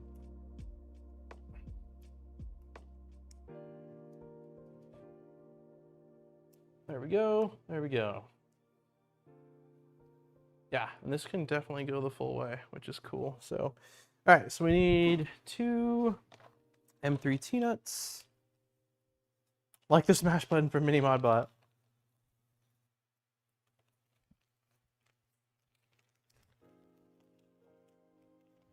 And someone remind me in 22 minutes too to open up the giveaway link.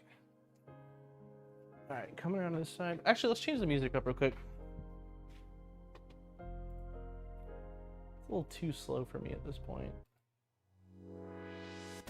There we go. Okay. I remember your first V0. That was a long time ago. That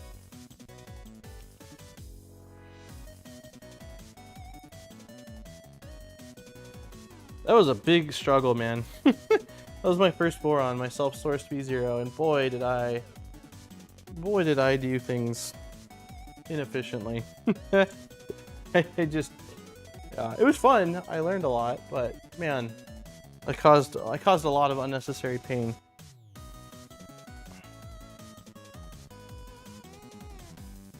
Probably the most screws I've ever stripped in my life was with that V0 build.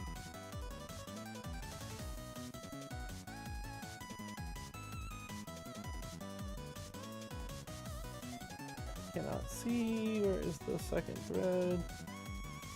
Right there. Nice. Okay, so I think we'll leave it right about there. I can always adjust these slightly later if need be.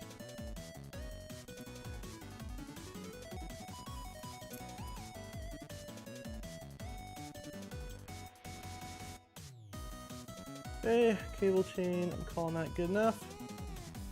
And it looked like, based off what I saw, this cable needs to get routed sort of behind, let's see. Basically through here. Around the back of this guy. Hopefully I can get this to... It's going to be interesting because I feel like it's going to want to rub on the belts. So I'll have to look at that, but it doesn't look like there's anywhere to tie it down. Okay.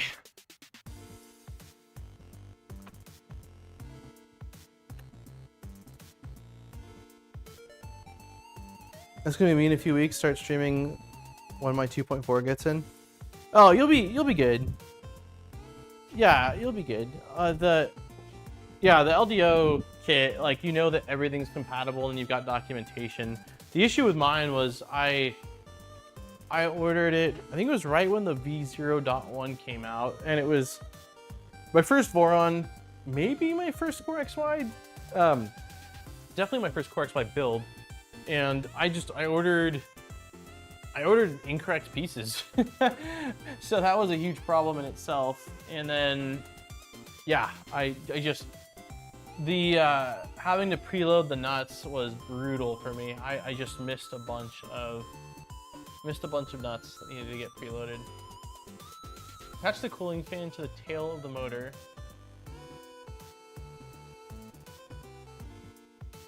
Is it just adhesive that's sticking this on? Let's see. Looks like it. Okay, so just adhesive pads. I would think we probably want the...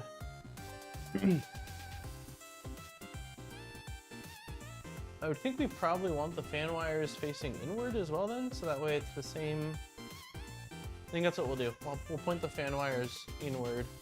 unless the CAD shows fan wires and they're going in a different direction. Let's see.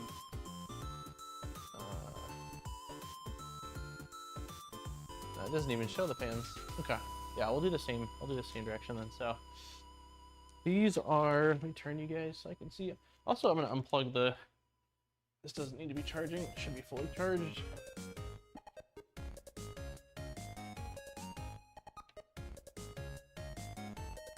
Yeah, it'll be fun. I mean, you'll still want to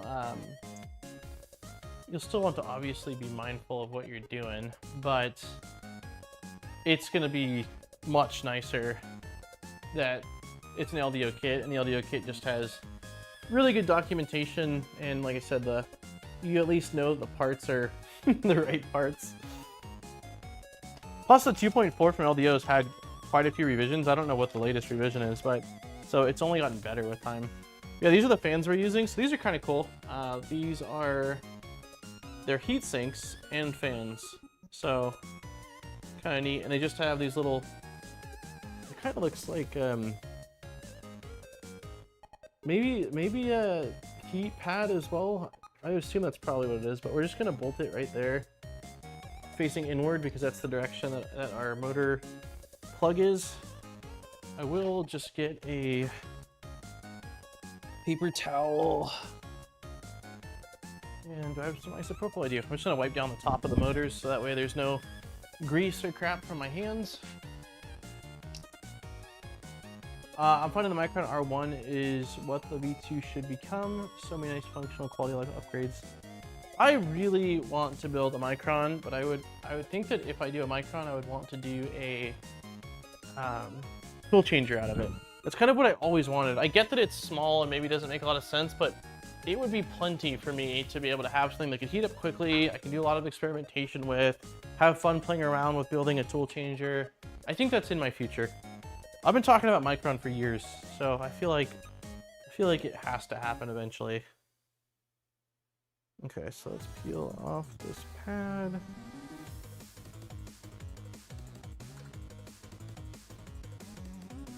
Is the R1 the latest version of it? All right, so let's just do our best to center this.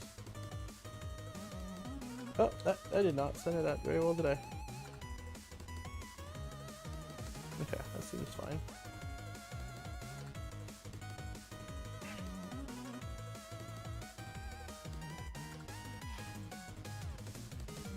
Sounds like a DL PDF frame for additional Z. Micron build when index. Yeah, I guess, yeah, index could be cool too. I do really want to check out though, like the stealth changer or tap changer project. And if I'm doing index on this guy, which I'm not committing to that. I have no idea whether I am. If this printer ends up just frustrating me, I don't know if I want to make it more complicated, but if this printer ends up being like relatively reliable, Mad Max with 2 tools or index.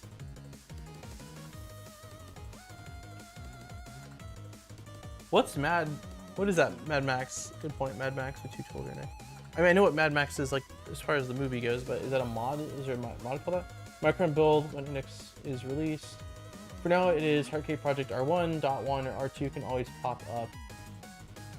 Why not do a stealth changer building? So I had considered doing a stealth changer build in the 2.4, but when Jason was teasing the Jabberwocky toolhead, I thought to myself, man, I'd really like that toolhead on here because I mean, I know this printer has it as well, but I'm not crazy about the bill of matrix. Like, I think it's great for what it is, like retrofitting a blade cutting setup on a stealth burner, but I feel like for a build from the ground up would be better for the toolhead. And so Jason sent over the Jabberwocky kit, and so that's what I plan on putting on the 2.4. And so because of that, I don't know that I want to, remove it. But I also am hoping at some point here to rebuild the Mercury build with the new frame and all that. And so maybe if I do that, the 2.4 or the box turtle can live on the Merc, and that's interesting. There's little threads on here. maybe the box turtle can live on the Merc, and then I could do the stealth changer on the 2.4. I don't know. Too many decisions. What is this? This looks like this is probably a some kind of a cable guide / strain relief thing. Or is this? No, this is where the tool chain mounts. I'm not really sure.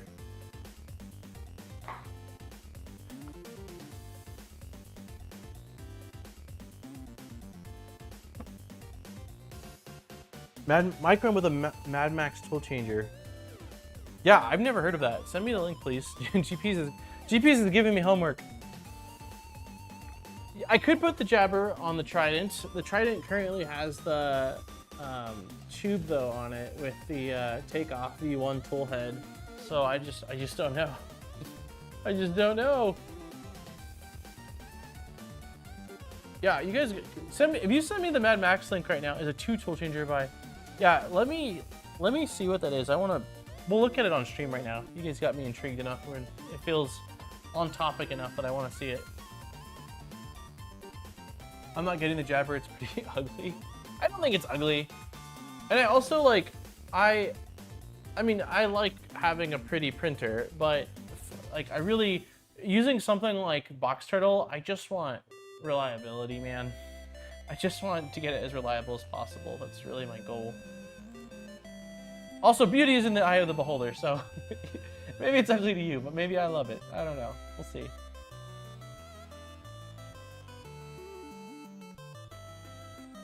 Mad Max mounts a tool head on the AB front idlers for pickup.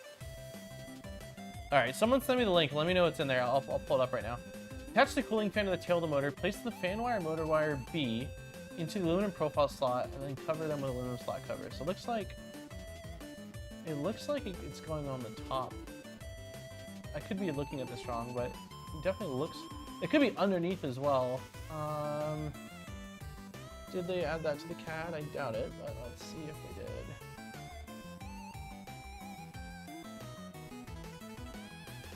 Hold on, I'm doing a horrible job here. It's also quite difficult. Like, my mouse is in front of my keyboard, so it's kind of awkward trying to navigate both here. Let me see.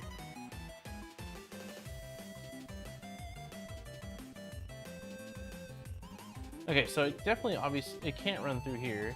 So it either is on the top or the bottom. That's empty, and that's empty. I wish they had just said... whether it was top or bottom. This makes it look like it's supposed to run through the top. Let's run it through the top. Live stream. Okay, cool. Let's take a look at this really quick here. All right, this is Mad Max, and this is CAD was released 6 months ago, so it's new-ish. It's a newish project.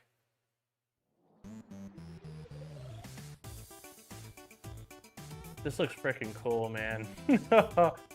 This looks very, very, very cool. Oh my god. What is it? So it looks like the mechanism that's grabbing isn't like a tap mechanism like Stealth Changer or Tap Changer is using. I'm curious how well it's locking in, because like even just looking at the movement, it looks like is it just the magnets? This looks very, very cool.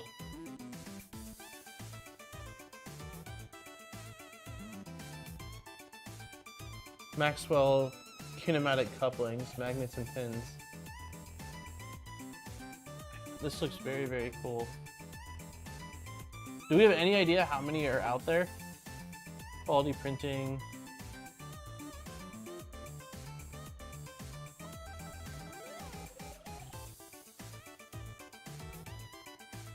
Mad Max is currently in active beta. Okay, here we go. Over 12 completed builds.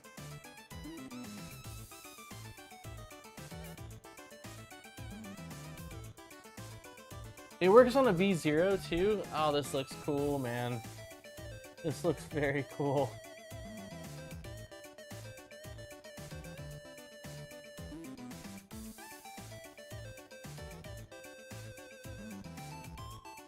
Man, I like this. Especially if it works well, which, I mean, based off these couple of little images, I mean, that doesn't look great, but, like, a lot of this stuff looks pretty dang clean.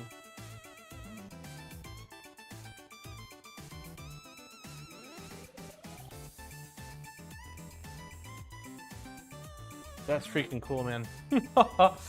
This is very cool. There's quite a few of them in the Doom Discord. Yeah, this is... this is rad.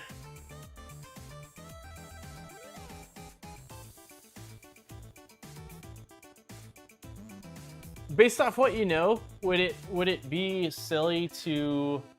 Oh, there's the... This one took a lot of prototypes. Here's a partial set, which evolution from toys at the top to little mods to try out the idea. If you built a Micron, would it be a ridiculous amount of teardown to add this mod to it based off what you know, or not really? It's mostly swapping out like the toolhead carriage, obviously the tool heads, and then I'm assuming whatever mounting mechanism for the front idlers.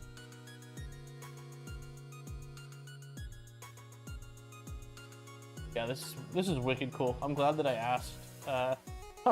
I'm glad that I asked what Mad Max was. This is very cool. Not a hard conversion at all. Yeah, this looks epic. I mean, I like the idea of... I don't know how many tool heads you could fit on a Micron if you did the full tool changer, like style changer, tap changer, but this at least would be great for either dual color or different materials as far as supports go. This is very cool. Yeah. Put one on the V0s. I do have 3 V0s. Yeah, I gotta save this somewhere. I'm just gonna leave the tab open for now. That's that's very cool. Okay, let's do this. Let's get this going.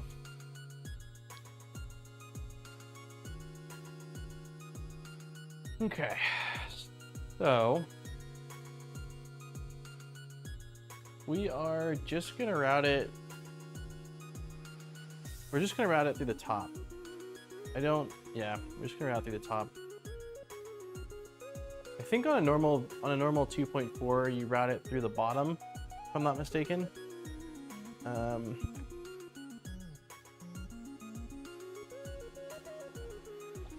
But we'll route it through the top on this one. So we need also our motor cables. Can you guys see what I was doing there? Nope, you guys can't. I moved the camera, then got distracted and didn't even put you guys to focus. Sorry. There we go. Also, someone remind me in 5 minutes to open up the giveaway link, please. Okay, those are not motor cables. Where are my motor cables? These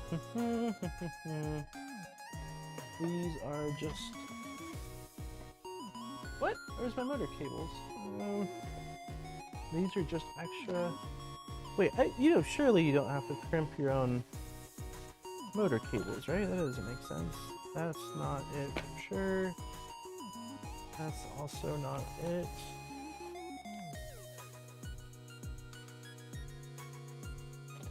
I'm very confused right now. I don't think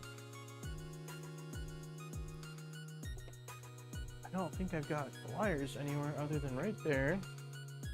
Sorted electronics. This is just also more like extra wire. Is this it? Maybe it's in here. Hold on. I think I have this box labeled as Nevermore, but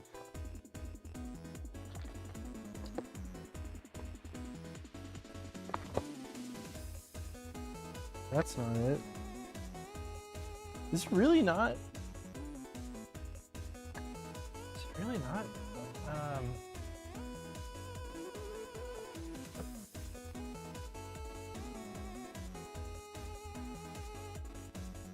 Hey, Kiteorn!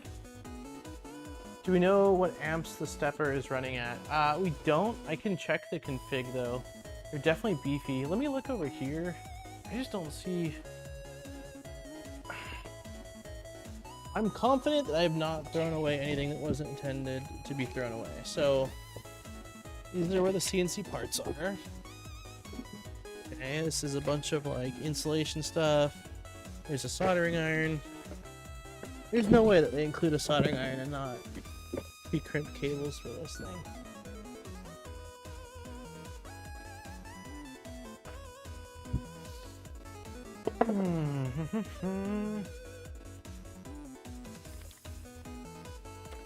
Yippee! Change the camera for a sec so you guys can see me just look around the garage here. I don't know what this is, but it's not cables. Printed parts.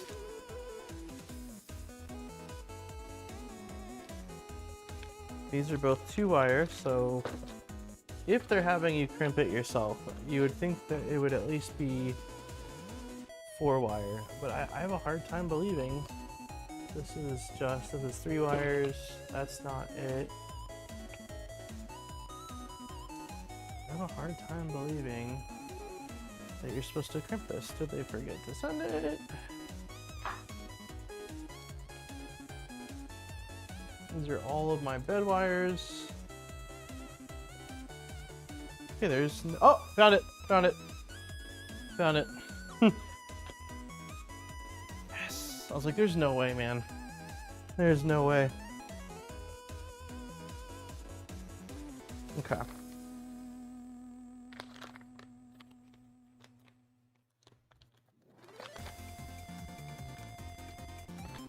So these are A, B, this is Z, this is all Z. Okay. I'm glad I kept looking. I'm like, there's no way. Pretty big terminal blocks on these, on the board side. I can show you guys this. These are what all the connectors look like on the board side.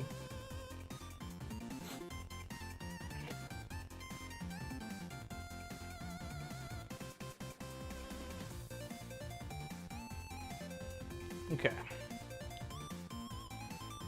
Whew, these are very long wires.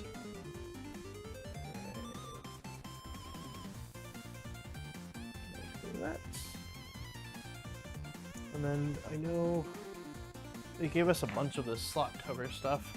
Let me turn you guys around so I can see. Oh, we're still. Thought I switched cameras. There we go. Hey, Down Under! What's going on, man? Happy hump day. Alright, we'll just leave this like that. And it's a little too long. That's okay. We'll cut this. Cut this right about here. Boom.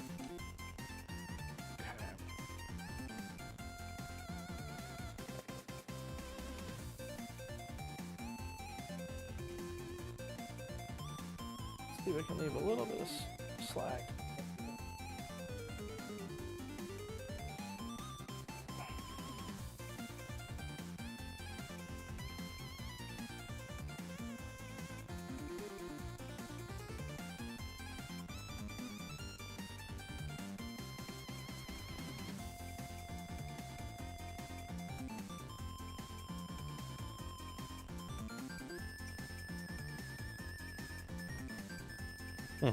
I cut it a little too short. That's okay. I think. Hopefully it'll be okay. There's probably extras. They sent us a lot of these little slot covers, but that's why you measure twice, cut once. Okay. Let me see if I slide this guy just a little bit. Oh, I don't know if I can actually. Yeah, I'm gonna lift this one more time. Just so I can, it's not centered, it's gonna bug me. Let's go right about there.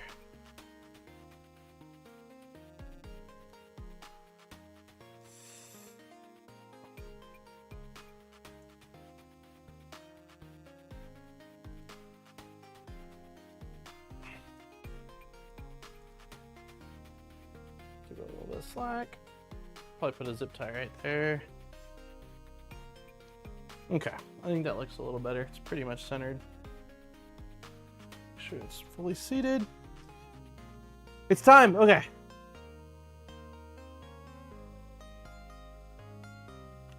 Okay, yep. Let me get this, let me get the giveaway link going. Thank you.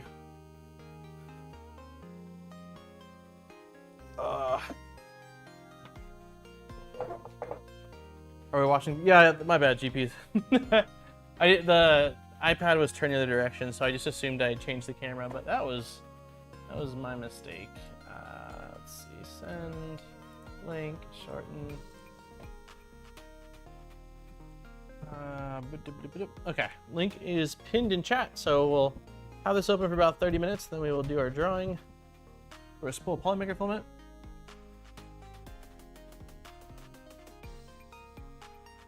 Hey, Kenneth. Jeez. That is horrible news. What? How?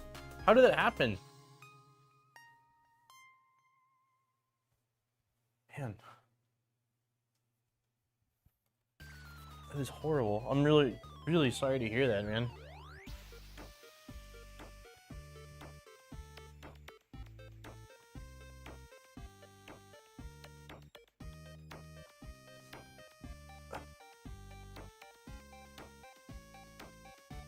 Gosh. I feel like you guys have had a rough year when it comes to just health stuff, man.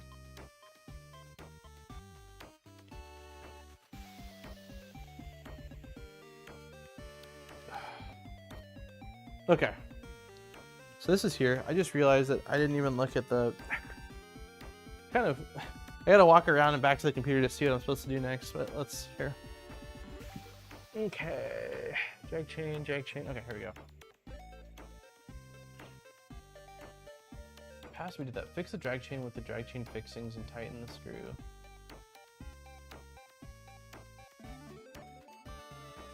Okay. So I think what's gonna happen, where's Shaper?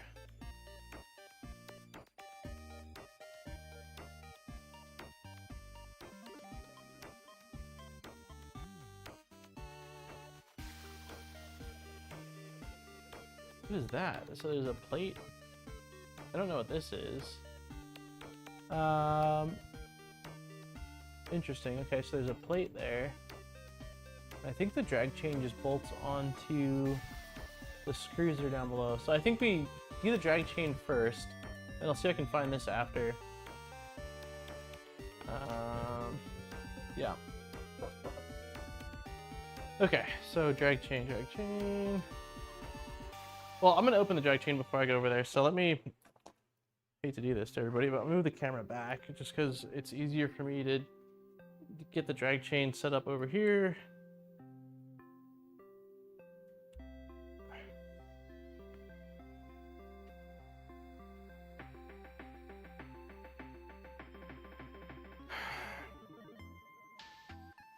She said walking downstairs was a good time to have a fight with Isaac Newton on the whole. Oh, God. That's crazy. So she walked. Did she fall down the stairs, or did she like step wrong on the stairs? It's crazy to me like how easy it can be to break something. When I was living with my best friend, his wife and him were, I think, out front, and they were throwing, I don't know if it was a soccer ball or a football back and forth, and his wife went to run and catch it, and she caught it, and the next thing I know, she's on the ground, like in excruciating pain, and he had to run over and basically pick her up, take her inside, go to the hospital, and she broke her ankle, and it was literally, she just stepped wrong. Like it was, I think what happened was, it was where the grass, I'm like showing this here, so like let's say this area is grass and this is where the concrete is for the driveway. I think that when she caught it, she just stepped and her foot like was maybe partially on grass and partially on concrete, and that motion of when she came down just broke her ankle. Like, oh, it's brutal. So for the AB motors, there is a heatsink and cooling fan we just installed. Yeah, AB motors do have a heatsink and cooling fan. I think they're using pretty monstrous. In here, where is it? I think they're using some pretty big drivers. Where in the world are they?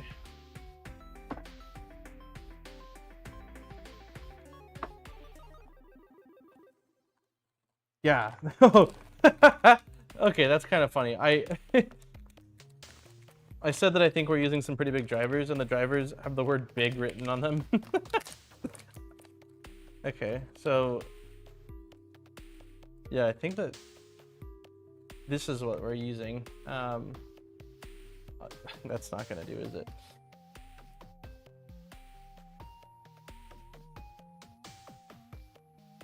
We're using big 5160s. So yeah, those are the drivers, but I can show you really quick too since I'm already up here at the camera. If I zoom in and focus out from far away, you can kind of see it over there in the corner. On top of it, it's a like heatsink fan combo that's mounted to the AB motors. So hopefully that'll be enough. Yeah, I wasn't expecting the stepper drivers to say big. So we're using some big drivers, but no, they're actually big drivers. So is this 48 volts? I don't know the answer to that. We looked at the electronics bay. So the electronics come in this backpack, and it's mostly assembled already. I'm not gonna bring it over there right now, but I can at least take a look at it and tell you. Yes, 48 volts. So there's a 48 volt and 24 volt power supply in there. So yep, 48 volts.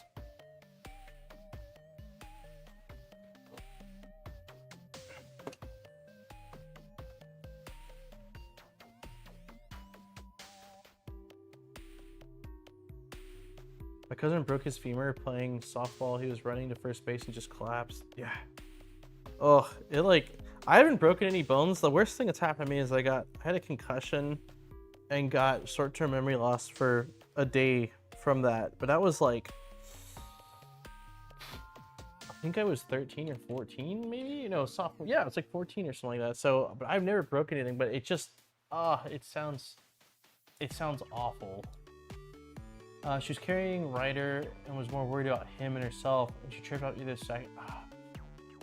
Yeah, I'm really sorry to hear that, man. I obviously, like, she's not doing well because that happened, but I hope that the recovery is as swift as possible. I know that for my buddy's wife, her broken ankle, she had to have like a pretty big boot on for. I helped because I was living with them. I took her to quite a few of the doctor's appointments, but it was a fairly long recovery process from what I remember. Ankles are surprisingly weak. I twisted mine the other day just stepping off the curb wrong. That's crazy.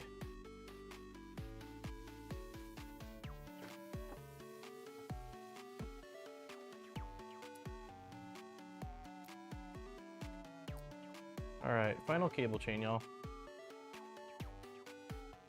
It's gonna be a lot of electrical. Even though like a lot of things already mounted in that backpack, it's basically what's left is just electrical, mounting the touch screen and like spool holder, and I think it's pretty much ready to power on. I mentioned earlier, but I might try to do some stuff off stream. It just depends. I've got like, because I don't go back to Lightburn for another 13 days or 14, like 2 weeks basically. I would normally have more time, but because of baby Landon, there's not that much time. We're sort of like tag teaming things, me and Aaron, and then when Jackson goes down at like 8 or 9 o'clock, I have a short window, but I'm trying to get videos done, or a video done, so I don't know how much time I'll have to work on this off stream, but I'll try. If I get a chance, I will, because I do want to get this thing going, and it does it does, contrary to what you may believe, it does take me longer to build things on stream. I do I am a squirrel, but I do get more distracted when we do them on stream, I promise. We're nearly 50, so titanium pins inserted Monday next week to stabilize it, then probably 12 weeks till moon boot off. Jeez. How is that? Because I know you have, like, is it 3 kids? I know that your youngest is fairly young. How are you gonna be able to take some time off from work then to help out for a bit? I don't even know, like, I couldn't even imagine trying to, you know, raise or take care of kiddos with that going on as well.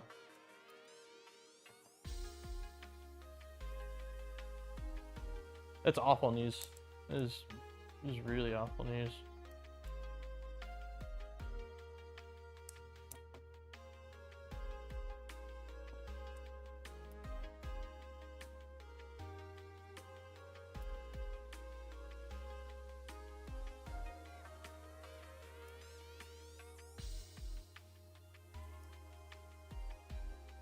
Also, giveaway link is open for our weekly Polymaker spool giveaway. So if you are wanting to enter in, the form is linked in, it's pinned in chat. So make sure you do that. There's like probably roughly 20 more minutes left, and then we'll do that drawing.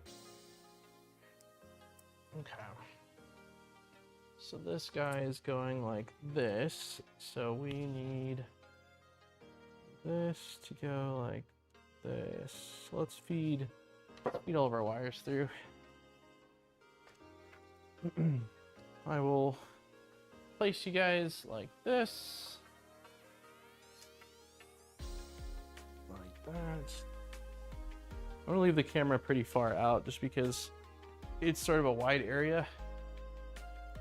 Okay, so I believe, yeah, it's gonna go like this. So we just need to start feeding.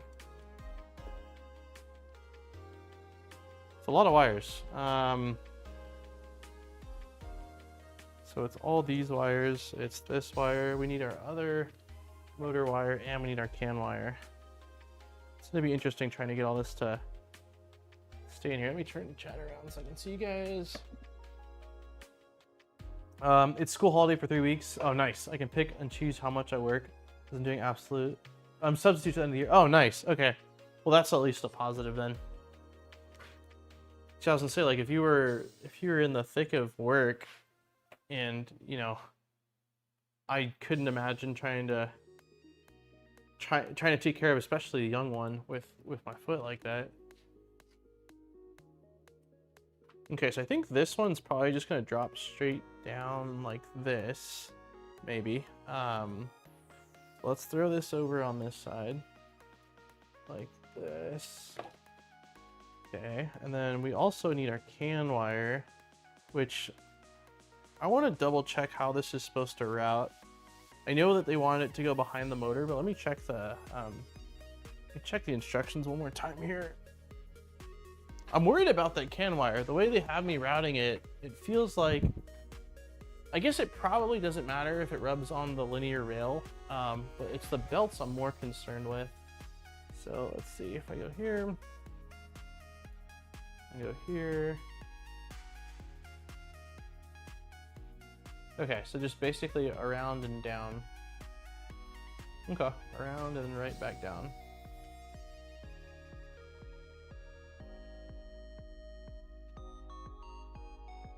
Oh. Let me change camera before I forget.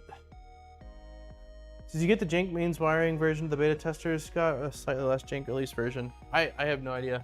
I assume that it's the jank version.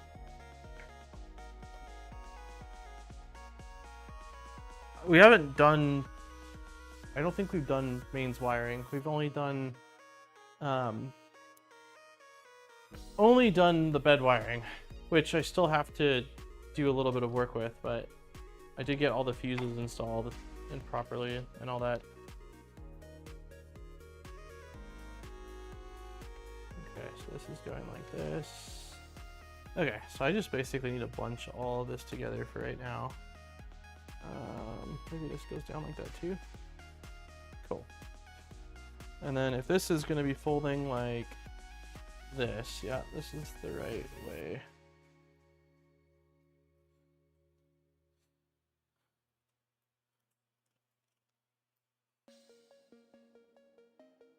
It's definitely a lot of wires. Cool.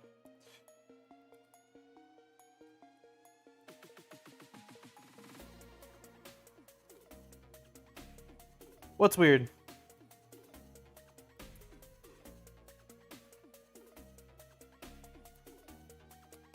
I want to know what's weird. I didn't see anything that weird. Onto wiring. Nice. Yeah. Yes. We basically, I think we pretty much just have wiring now. BBs. So we should be done with like routing all of the... Oh, the cable routing's weird? I mean, I don't really know how else you could do it. I think they don't want it to cross over the belts, so that's why they're having it go directly that way. For this one, I could be wrong. This maybe is supposed to be on the bottom, but the instructions were unclear, so I just made a decision. And then for this one, I really don't know. It looks like it's just supposed to go straight down. I'm definitely gonna have to zip tie and like do some strain relief though. I don't know. Once it's mounted, I should probably be able to figure that out. But yeah, with the way they have it set up, I don't feel like there's a whole lot of other options. Once you build it according to the manual for the stream, the Z chain. Once you build it according to the manual for the streams, the Z chains, a lot of people rotate it so that it bends in the Y axis. Got it. So instead of bending this way, left to right, it'd be front to back. Is there a mod that they did then for it? Because the holes are like CNC'd this way, so I don't think... Yeah, I think you'd have to 3D print an adapter piece or something like that.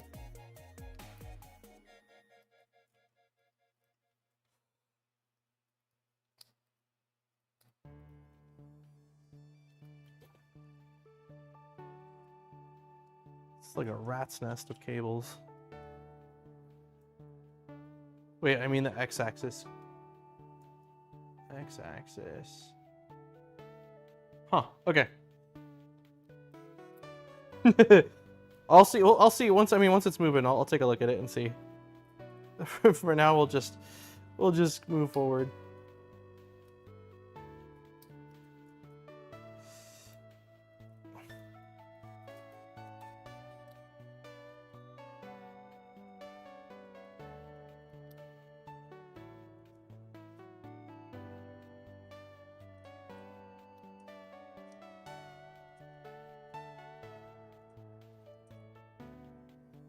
I would love to know how many of these units are out there in the wild, like how many they've sold. So I have no idea. I know there's not a ton of content on them. I think I've seen like Canex, me working on it, and then I think like 2 or 3 other people, which I get. I feel like, I have a feeling FYSETC reached out to quite a few more people, but they were just like, nah man, that's too much. But I'm just curious how many of these are actually out there, including beta testers and, you know, customers after the fact. 3 of them. Hey, Viking.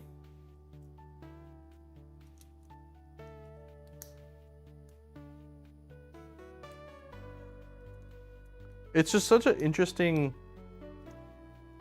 It's such an interesting printer.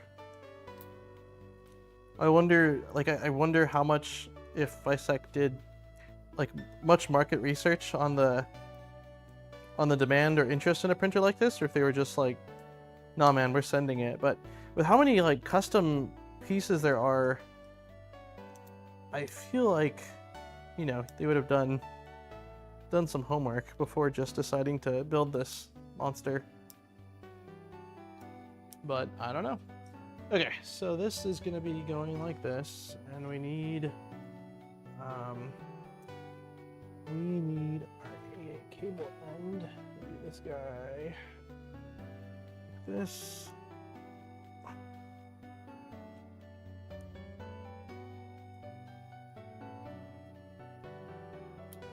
Okay. So our screws are already in place, but oh, I think I screwed that up. Yeah, I did. That was silly. Okay, I gotta take that back off. Oh.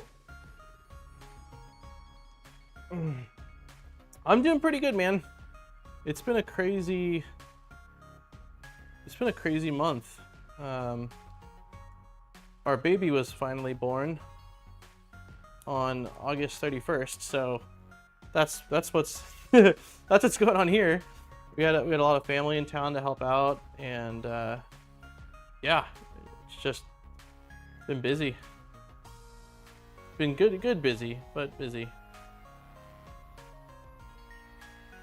But yeah, we're doing good, man. I mean, I can't complain, really. Okay, so I just want to get this mounted on. I don't really understand.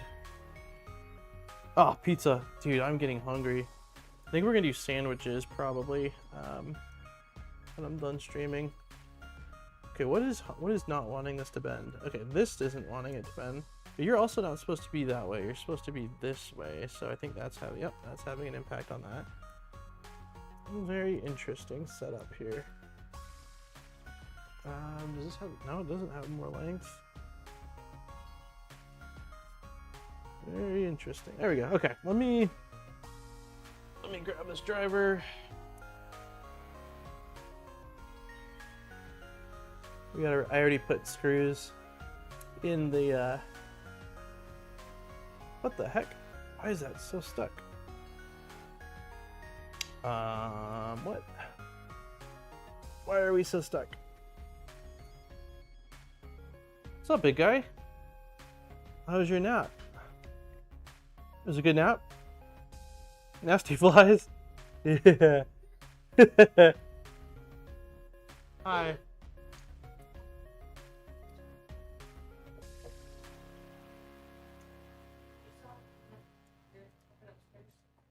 Yeah.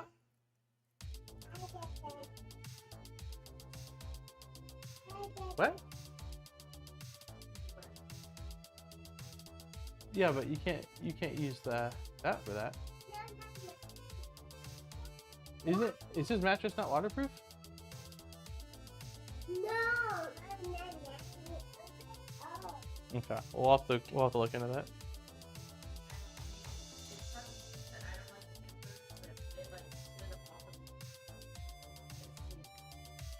Okay.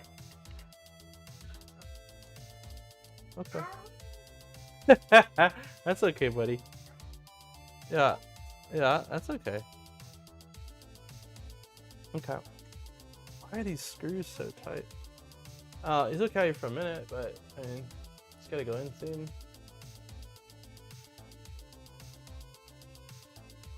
Why?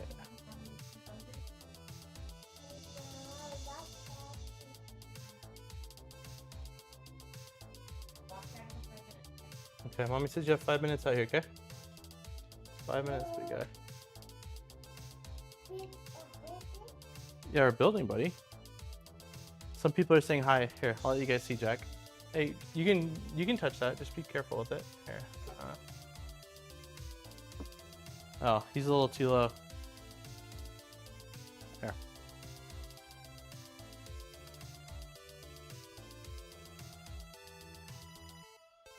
Here. Hold on.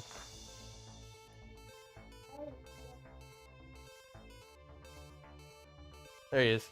You say hi to the camera?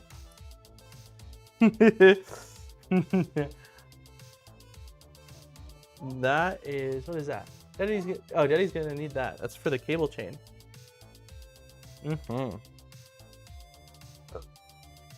Wow, I don't understand. There's I'm trying to take some screws out from a part that I previously installed, and they are not coming out easily. I'm gonna have to use an Allen key. I don't remember them being difficult to get in, so I don't understand what has changed. Yeah, there's a bunch of nasty flies out here, buddy. They're Daddy's friends. Yeah, they're my friends. They've been hanging out with me the whole stream. Flying around, going boo. Do you see? Oh, here they are. Allen keys.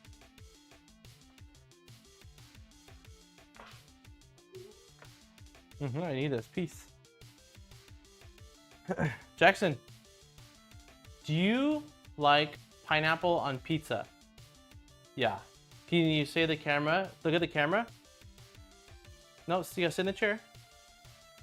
Look at the camera and say, I like pineapple on pizza. Okay, he likes pineapple on pizza. He said it. Yummy, right? Yeah, it is yummy. Some people don't like pineapple on pizza. Can you believe that? Yeah, it's crazy, right?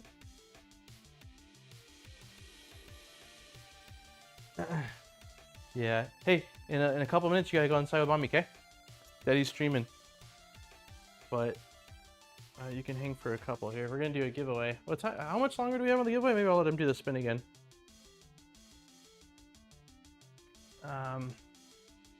We got like, let's say 3 more minutes on the giveaway, then Jack's gonna spin the wheel. So the issue I'm running into right now, everyone, is for some reason, let me see if I can pull up the CAD and show you guys. Whoa.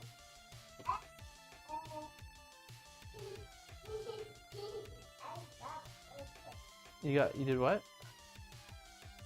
Yeah.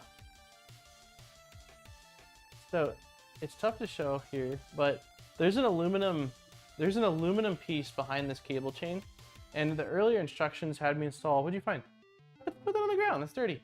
Earlier instructions had me pre-install M3/8 button head screws into here, and I don't remember they're tightening them very tightly, but trying to get them out is proving to be quite difficult. One of the screws came out easily, but the other one it stripped off the coating, so I'm not exactly sure why that is. I was just sorting out easy. Hey buddy, I do 160 RGBs on my build and they get pretty warm without proper cooling. Yeah, hopefully it's gonna be enough. Brainwashing your kids? No, man. that was all him.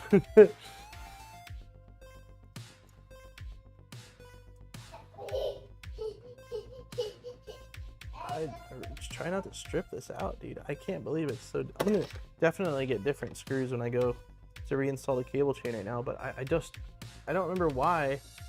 Ham and pineapple and jalapenos is delicious. Yeah, that's what we had. We had that just maybe a week ago. I want it now though again.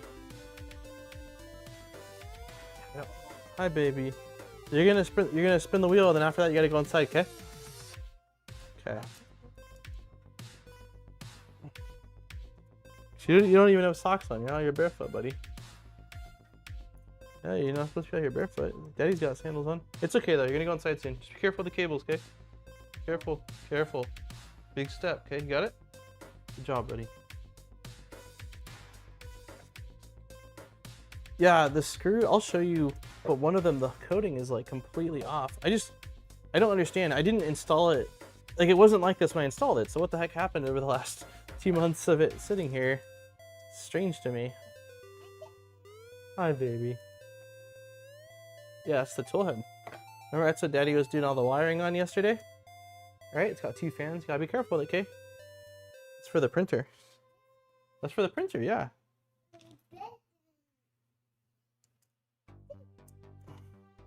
Okay, I think I got this one out finally.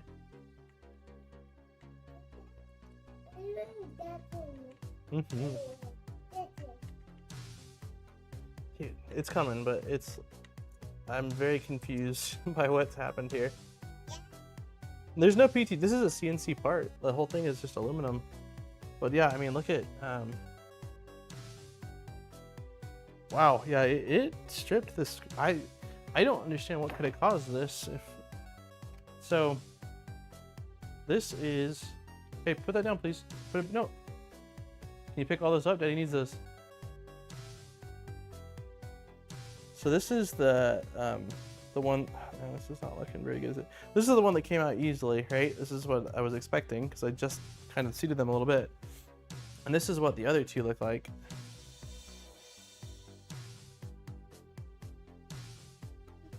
It like completely stripped off the coating and took out some of the thread. I don't know why that would be.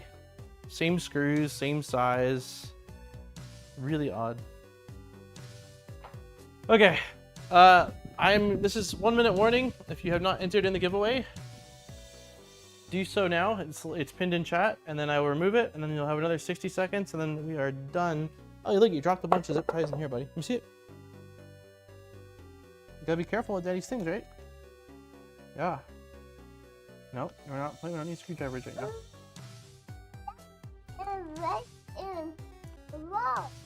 What's that? Duckies. Duckies?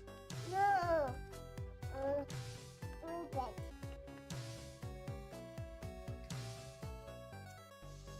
He's gonna do the giveaway real quick, the wheel. Come here. Alright, you gotta sit up here for the giveaway wheel, okay? Alright, I'm removing the link. Let's see. Cross-threading or for holes? I mean, I don't recall having any issues installing them, so I don't know. It's very odd. Okay, here we go. We are removing and then unpinning. So if you're filling out the form, this is your final call. We'll give him 60 seconds, okay? Can you say 60 seconds? 60 seconds, very good. So we are going to grab all of these. Oops, I did not mean to open that. Silly daddy, huh? Silly daddy. Okay. Okay, so there's 84 responses. I'm going to take that as everybody. So here we go. Take all these and we're going to put them in this wheel right here, okay? Oh, excuse me. There we go. All right. All right, we are back with our first giveaway of the month, I think. No, don't click yet. Wait, you gotta wait, okay? Hold on, buddy. Yeah, so for anyone that hasn't been here for a previous giveaway, Polymaker sponsors a giveaway per stream, which is awesome. They are global giveaways, so if you're in the US or Canada, the winner will get a gift card, and anywhere else in the world gets to pick a spool from the website that I believe is under $35 in value. So, what's that, baby? That's a fan, yeah. So the winner will receive an email from me within 24 hours with a form. Yeah, hey, daddy's talking, baby. Yeah, you gotta wait, okay? You're distracting me, buddy. Hold on, okay? That will contain the form and unique code. That's what I was trying to say. If anybody needs to pick up some filament, they have tons of filament available, and there's a link in the description. If you do purchase through their link, it does support the channel, and it doesn't cost you anything. So everyone that's been using it, thank you for doing so. And on that, let's do, I'm gonna let Jack pick. Let's let Jack pick. Okay. Pick a number. Pick a number. Say a number in the microphone. Say it right here. Pick a number and say it in the microphone. 5. What is that? What number? 5. What is that? 2. 5 or 2? 1. No, not 1? Yeah. No. 1? Are you sure? Yeah, I'm gonna put the wig up. So you wanna just do 1 shuffle? Yeah. Okay. You heard it here, folks. we went from a 5 to a 2 to a 1. 1 shuffle this week. Okay. So what you gotta do is you gotta press this button right here, okay? 3, 2, 1. Let go. All right, good luck, everybody. See where it lands on.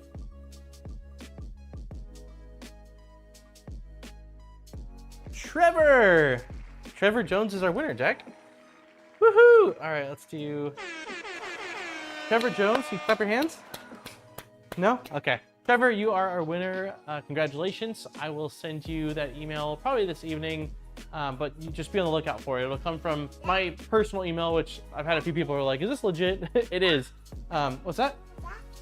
Jack? No. We're all done. That was it. It was just one time. Next week we can do one more, but this time it's just one shuffle. So congratulations. And yeah, thank you everyone else for entering. Thank you to Polymaker. And let's go ahead and try to get this last cable chain. Okay, you gotta go inside now. You press one button and you gotta go. There you go. Okay. All right, you gotta go outside because I just gotta finish the stream, okay? I'll see you in a little bit. Can you say bye-bye? Bye-bye, I love you. Nasty flies? Here, I'll help you. I'll help you, buddy. I got you. There's a bunch. I told you there's a lot of flies out here. Where are they? There's no flies. You're good. You gotta go fast. Go fast. No flies. Come on. Run inside. Monkey, inside. Inside. Okay, after I'm done streaming.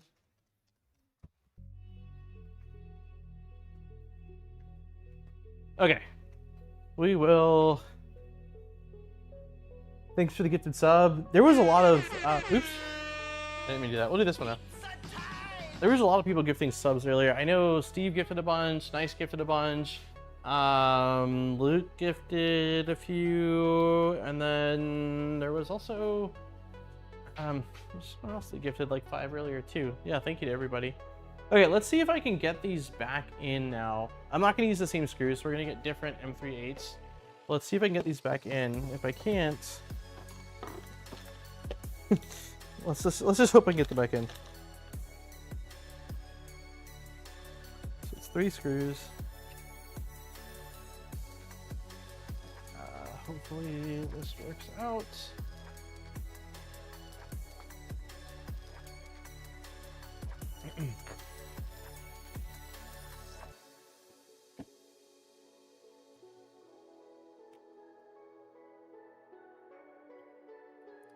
Okay. Will this work? I don't know. This needs to go this way. Okay. It's a little awkward.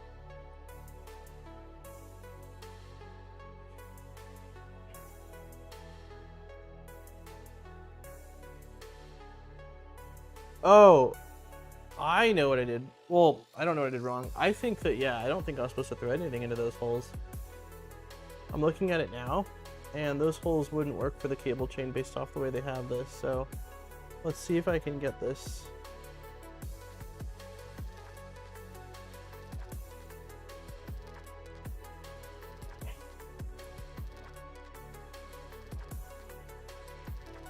Man, this is a tight fit. Very awkward.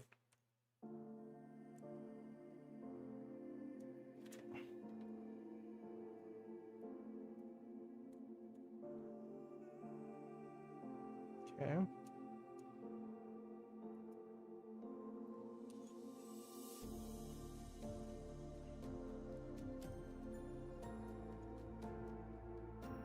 Also doesn't help that I don't have light, like, I don't have light that I can easily see what the heck's going on here. Okay, there we go.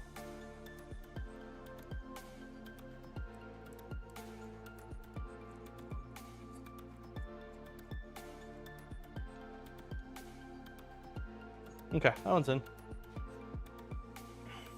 Finally, a stream with a desk messier than mine. Yeah, there was no winning with the amount of parts that this printer has. Normally I try to do a little bit of sort of cleanup here and there, but yeah, with this printer build, I kind of was just like, ah, to hell with it. There's just too many pieces. Okay, so I cannot see where the top thread is, so I'm just gonna try to go based off feel here.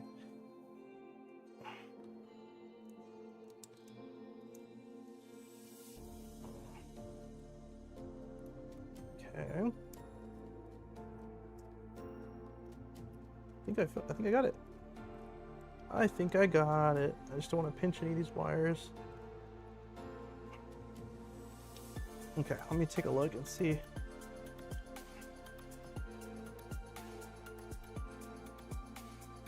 Oh, I pinched a wire. Of course I did.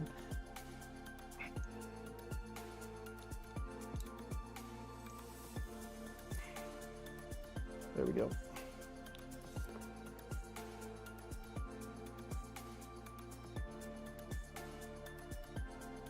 Did I pinch another wire? There's no way. No.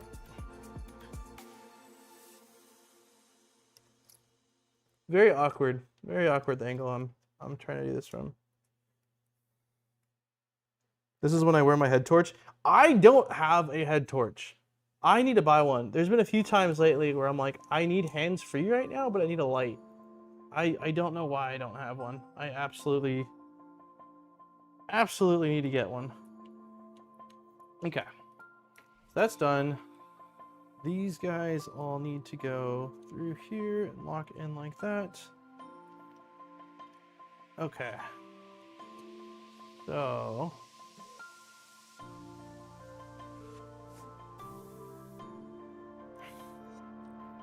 some of these wires need to be shortened. I don't know if I'll be able to just by pulling, maybe. That is not the right one. Okay, that is one of the ones I want to pull shorter. Okay. No. Yes. I love my head torch. Only drawback is it makes me look like a Cybertruck. Wait, is that what you said? It makes me... Man, for the times I've needed a head torch, I will gladly take looking like a Cybertruck.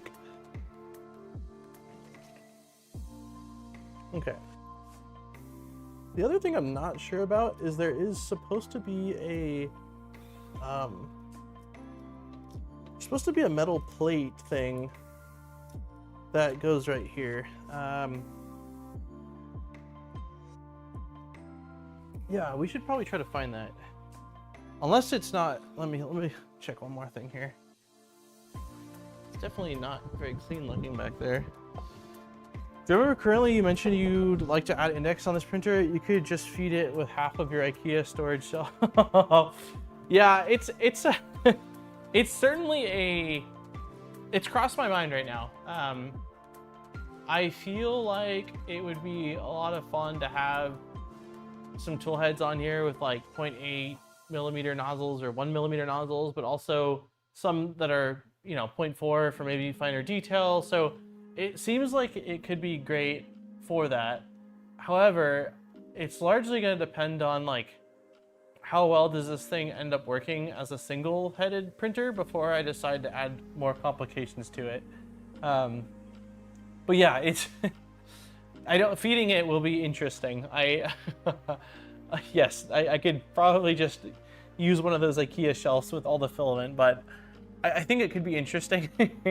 But I don't know if that is enough for me to follow through with it. It's going to largely depend on, yeah, how this printer does, and then when Index comes out, what it's like adapting it, and, you know, all those good things. So we'll see. We'll see. So the thing that's throwing me though here is, so we've done this, cables went down there. Yeah, and it goes cables underneath that. There is, attach the cooling fan. Yeah, we did that.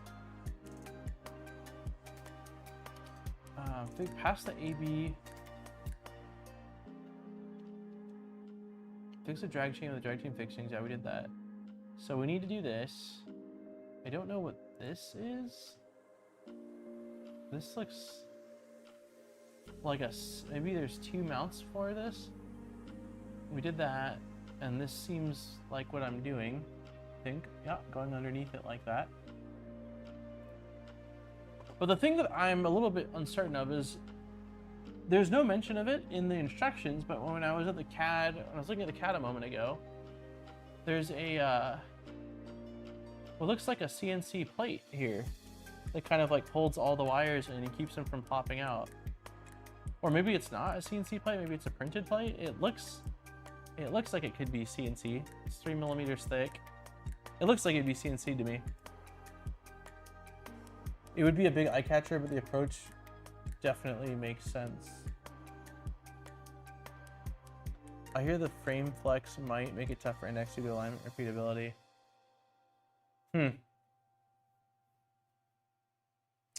I guess we'll see. Yeah, I don't think, like, I don't plan on using this printer for anything other than probably PLA and PETG. I think.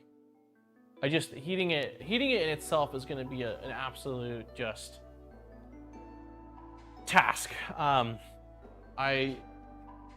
Yeah, we'll see. Let's get it built and then we'll figure it out. I am going to look in the CNC part area to see if I see any more. Okay, so this is a CNC piece, but it doesn't look like what we were looking at a second ago.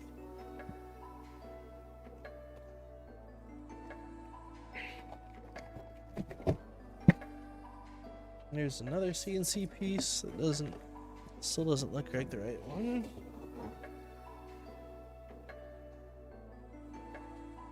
This flex plate is ridiculous. Absolute bonkers. We'll put this right here for now. So I'm not seeing that CNC part. I'm gonna really quickly move the foam just to make sure it didn't fall out anywhere. It looks like we've got 4 CNC pieces left in this box, and they are all identical. Square pieces. So thinking that maybe they decided not to go with that CNC piece, or it's a printed piece.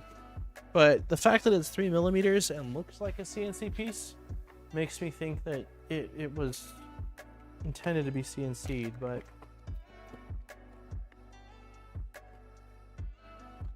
yeah, I'm not seeing any CNC piece. 4 heat guns from Harbor Freight. Yeah. Frusen Bontek is a great... Yeah, I do think that a Core 1 with index sounds pretty freaking sweet. That is something I'm interested in. I have a Mark IV right now, and I want to do a Mark IV to Core 1 conversion. And I do think that a Core 1 with index would get a lot more use from me than just the Core 1. Okay, yeah, I'm gonna just say that the CNC piece is not here. There's one bag of random stuff. What is this? There's no mention of it in the instructions, but just based off the way this build's gone, that doesn't necessarily mean anything, because there's been a handful of things with not much mentioned that... No, these are not it. These are steel. Huh. Those are steel pieces. Okay, yeah, we'll move forward then. So next we need the mounts for the rest of the cable chain, which are... I think this is them. Yeah, printed parts. Oh, it's right here. You're right, nice. It is a printed part. Yeah, it's literally just a guide. It's just a guide to keep the wires in place. So I don't know what size. Screws we need. Let's see if I double click on this. Nope. Double click. Nope. Double click. Should be able to. There we go.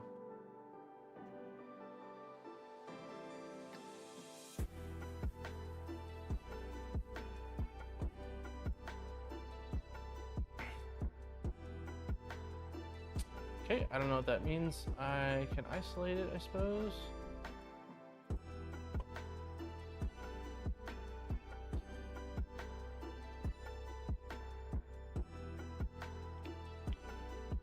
And isolating anything on here takes forever. I mean, it looks like it's probably an M3 flathead, maybe 8mm.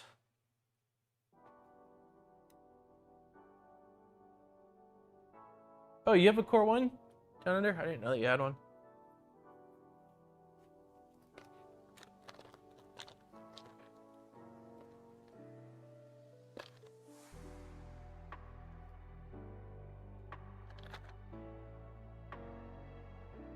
It's probably a 8mm screw. Here's 12.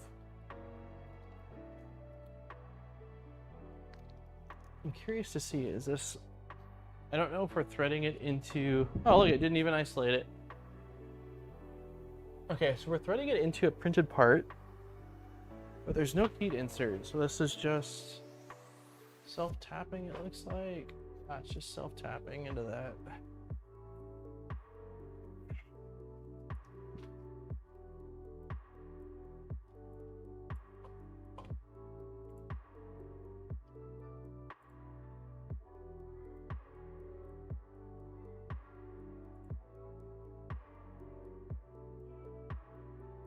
So it's a 6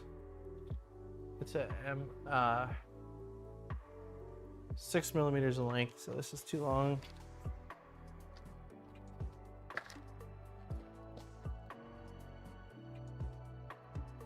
I won it from Nomads. Oh, that's right.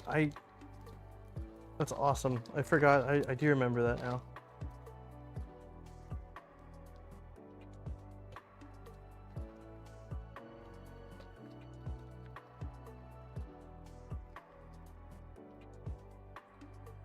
Come on, man. Can't.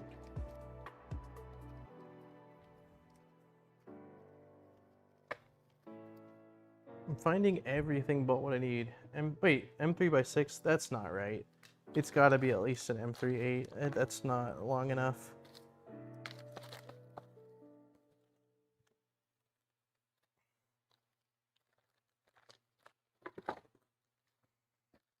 Oh, where has my M3.8s gone? Where could they be? Oh, there we go. These are M310s. Let's see. M310s might work. I'll take these out just in case.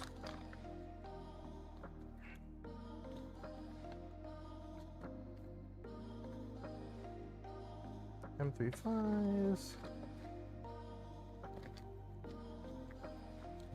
Even having them all in a tub with baggies that are labeled still. There we go.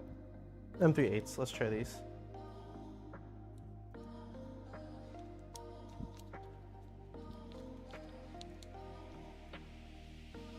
Got it. So it's an 8mm then. It is it's an 8mm. It's gotta be. Because it's saying 6 for the threads. That makes sense. Alright, let's see if I can. Horrible angle with that light behind it. Maybe I can move the light out of your guys' way a little bit. See?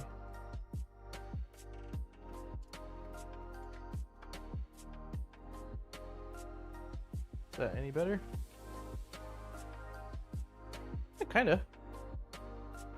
Oh, you guys. It would help if I changed the sneaking camera angle. There we go.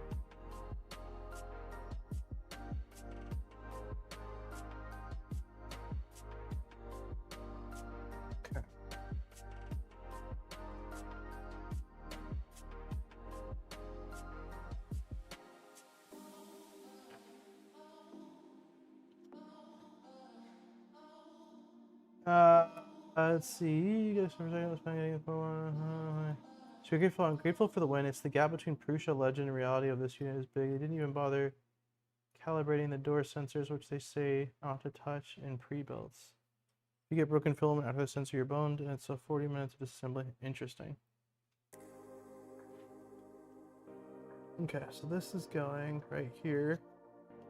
It's going like this. So we definitely need more slack. If this is supposed to need more slack on these ones. Ooh, let's try not to pull on that side.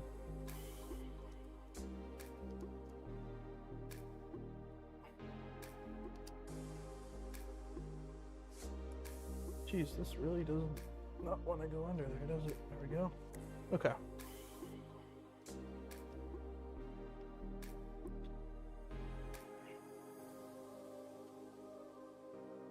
Am I crazy? No, that's how it goes, right? It's a strange part. It's a very strange part.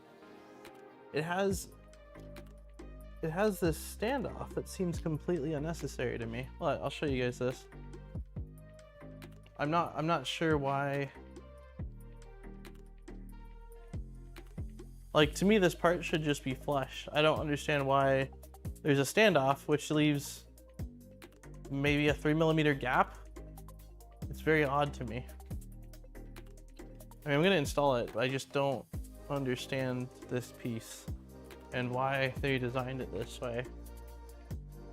Maybe it was just so that way the head of the screw had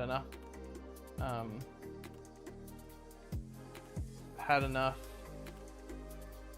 material to sink itself into.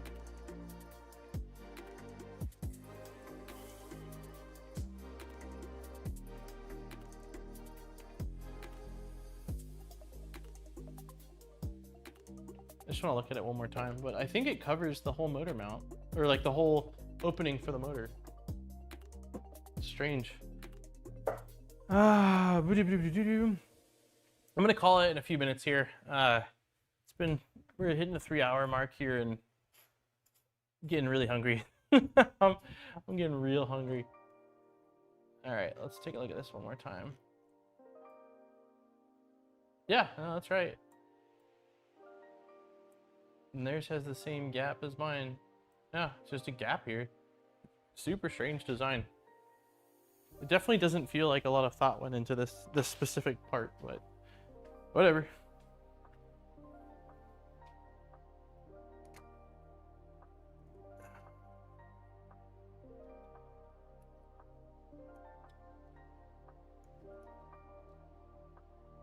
It's definitely not over tight in it either.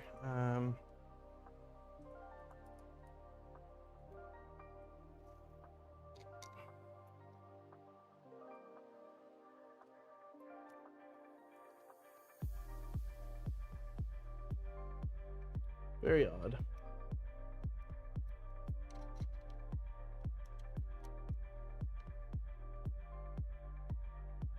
Okay, well, our wires cannot pop out, which is at least good. I wish that they had... Wait, is that a strain relief right there? I can't tell. No, that's just a screw hole. Yeah, I wish they had added a zip tie slot to this printed piece right here, so that way it could act as a strain relief. And it's probably going to be fine. It's not pulling very tight, but I still think that would have been a nice thing to add. Pull on this wire here.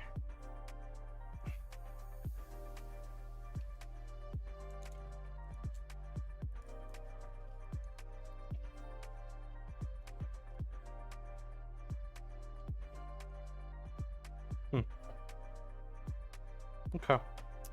So I think I am gonna call it here, everybody. The things I'll try to get done. The things I will try to get done before next week's stream, depending on just time and what goes on, is finishing up this. So mounting the cable chain support there and the cable chain bracket on the bottom. We're skipping the caster assembly, so we're not doing anything with casters until I figure out, some kind of a rack or a frame for this thing. And then we've got electrical components. I don't think I will start on this until next week's stream, but I will at least take a look at it and try to make sure we've got everything we need. But the other thing we should be able, I'm gonna jinx myself, but we should be able to kind of speed run through this. The main things I'll need to do is just check on the connectors at the end of the wires, because I swapped over some wires on the beds. So we'll mount the screen, we'll mount the backpack and connect things up to that. We're skipping, this is for the knife holder, which I guess I will install. We're not gonna do the enclosure for a bit. I'm not I'll probably install the stock enclosure, maybe, but just based off what I've heard about it, I don't know if I even want to bother going through all the mounting of it. We might just take a look at it and see. So it's really just a bit of electronics, because we're gonna skip all this, really, I think. Power connection, main board. So yeah, it's just basically gonna be electrical next week. That's really it. I'll see, depending on what happens, I might have some time to do a little bit of the electrical work. Let me move this out of the way.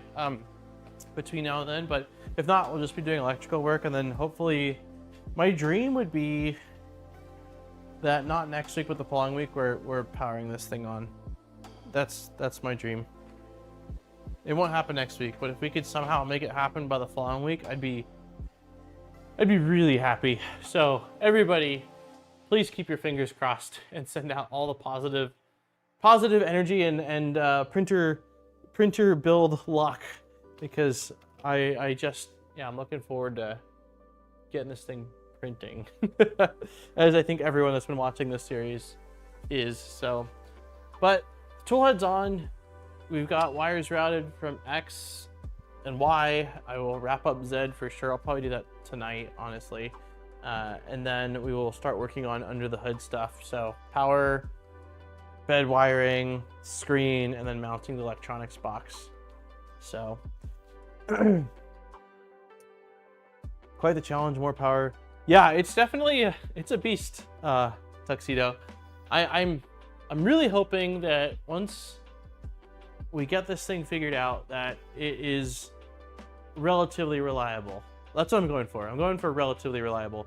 Because of the scale of this thing, I feel like I have to be realistic, and I don't know of any printers this large that haven't had certain like quirks or challenges, but if we can get things dialed in, I do think that if the cartographer works correctly, that we should have a pretty solid first layer, a pretty consistent first layer, hopefully.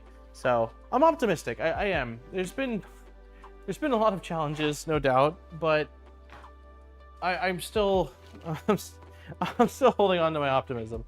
So hopefully it all works out. A lot of cable extensions. Yes, lots of cable management. So I will probably do a little bit of zip tying over there. And there was somewhere else earlier I was looking at that said I wanted to zip tie. Was it here? No, it wasn't here. I'm gonna leave this guy sticking out like that. I don't think there's, actually, let me make sure that this doesn't bump. You know what? I think that plate that we installed is actually for the limit switch. Oops. Well, that's a problem. Oh, that's just, okay. Oh. Okay, well, I've already discovered a problem. The zip tie,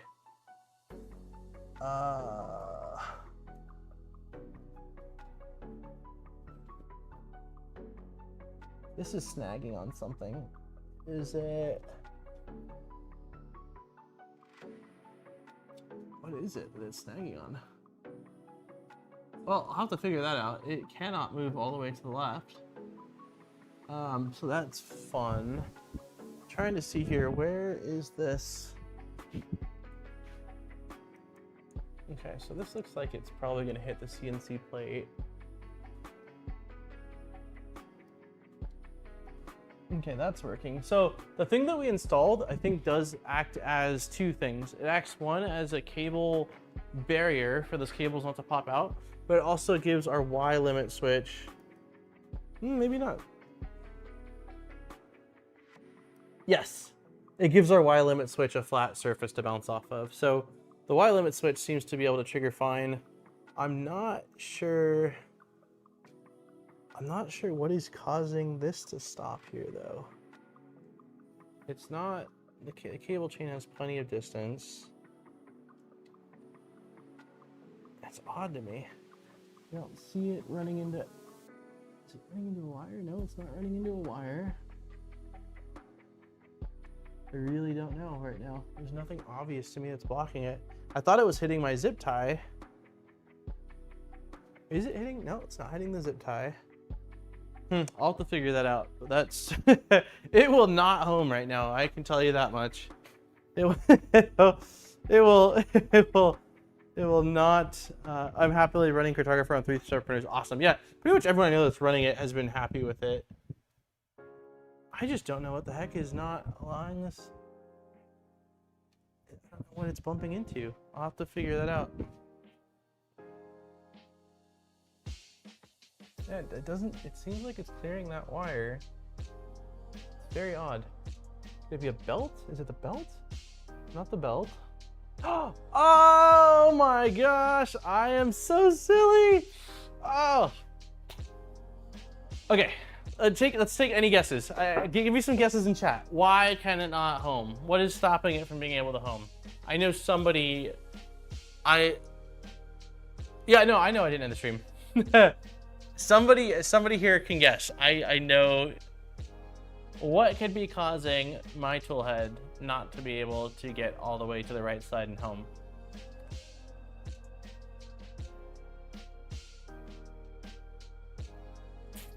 Unplugged? No. I'm talking about by hand. Moving it by hand. What is stopping it from being able to go? Nope, zip tie is a good guess, not zip tie. I do need to probably move the zip tie though, because it does feel a little bit sketchy. Extra belt, not extra belt, that is also a good guess and could potentially cause it to not be able to home in a second here. I didn't remove the plugs. The plugs, like the Rabel, the little black rubber plugs that they come with the thing, so that way your block doesn't fall off. that's what I was bumping into. So let's see now. Okay, so next is belts. Belts do stop it. It did click though. I was able to get it to click, but I will need to shorten the belts. And then let's see if Y-axis can get. Okay, we're good. So I will shorten the belts as well on this side a little bit. They need to be a bit shorter, but I'm glad that I stuck it out and looked at it. I'm sure I would have figured it out later, but I'm like, something's not right. Like I'm not seeing anything, but it's because it's small black guy, like, you know, the little small black silicone pad thing, and the belts are pretty wide, so they were mostly covering it. So I'm glad I figured it out. Anyways, on that note, I'm gonna end the stream. Thank you all so much for coming back and hanging out. Thank you to all of our new members, returning members, all of our crazy amount of gifted memberships today, and donations, as well as just everyone hanging out and just chilling in the hot fly garage. So yeah, I will see you guys next week. If everything goes according to plan, we'll stream at the same time. And yeah, congratulations again to our Polymaker giveaway winner. I will send you an email later on today. And yeah, I'll catch everybody next time. Have a wonderful week, everyone. And if all goes well, Saturday we'll have a video. So I need to go inside and eat. And yeah, we'll leave it on that. All right, everyone, take care. Bye.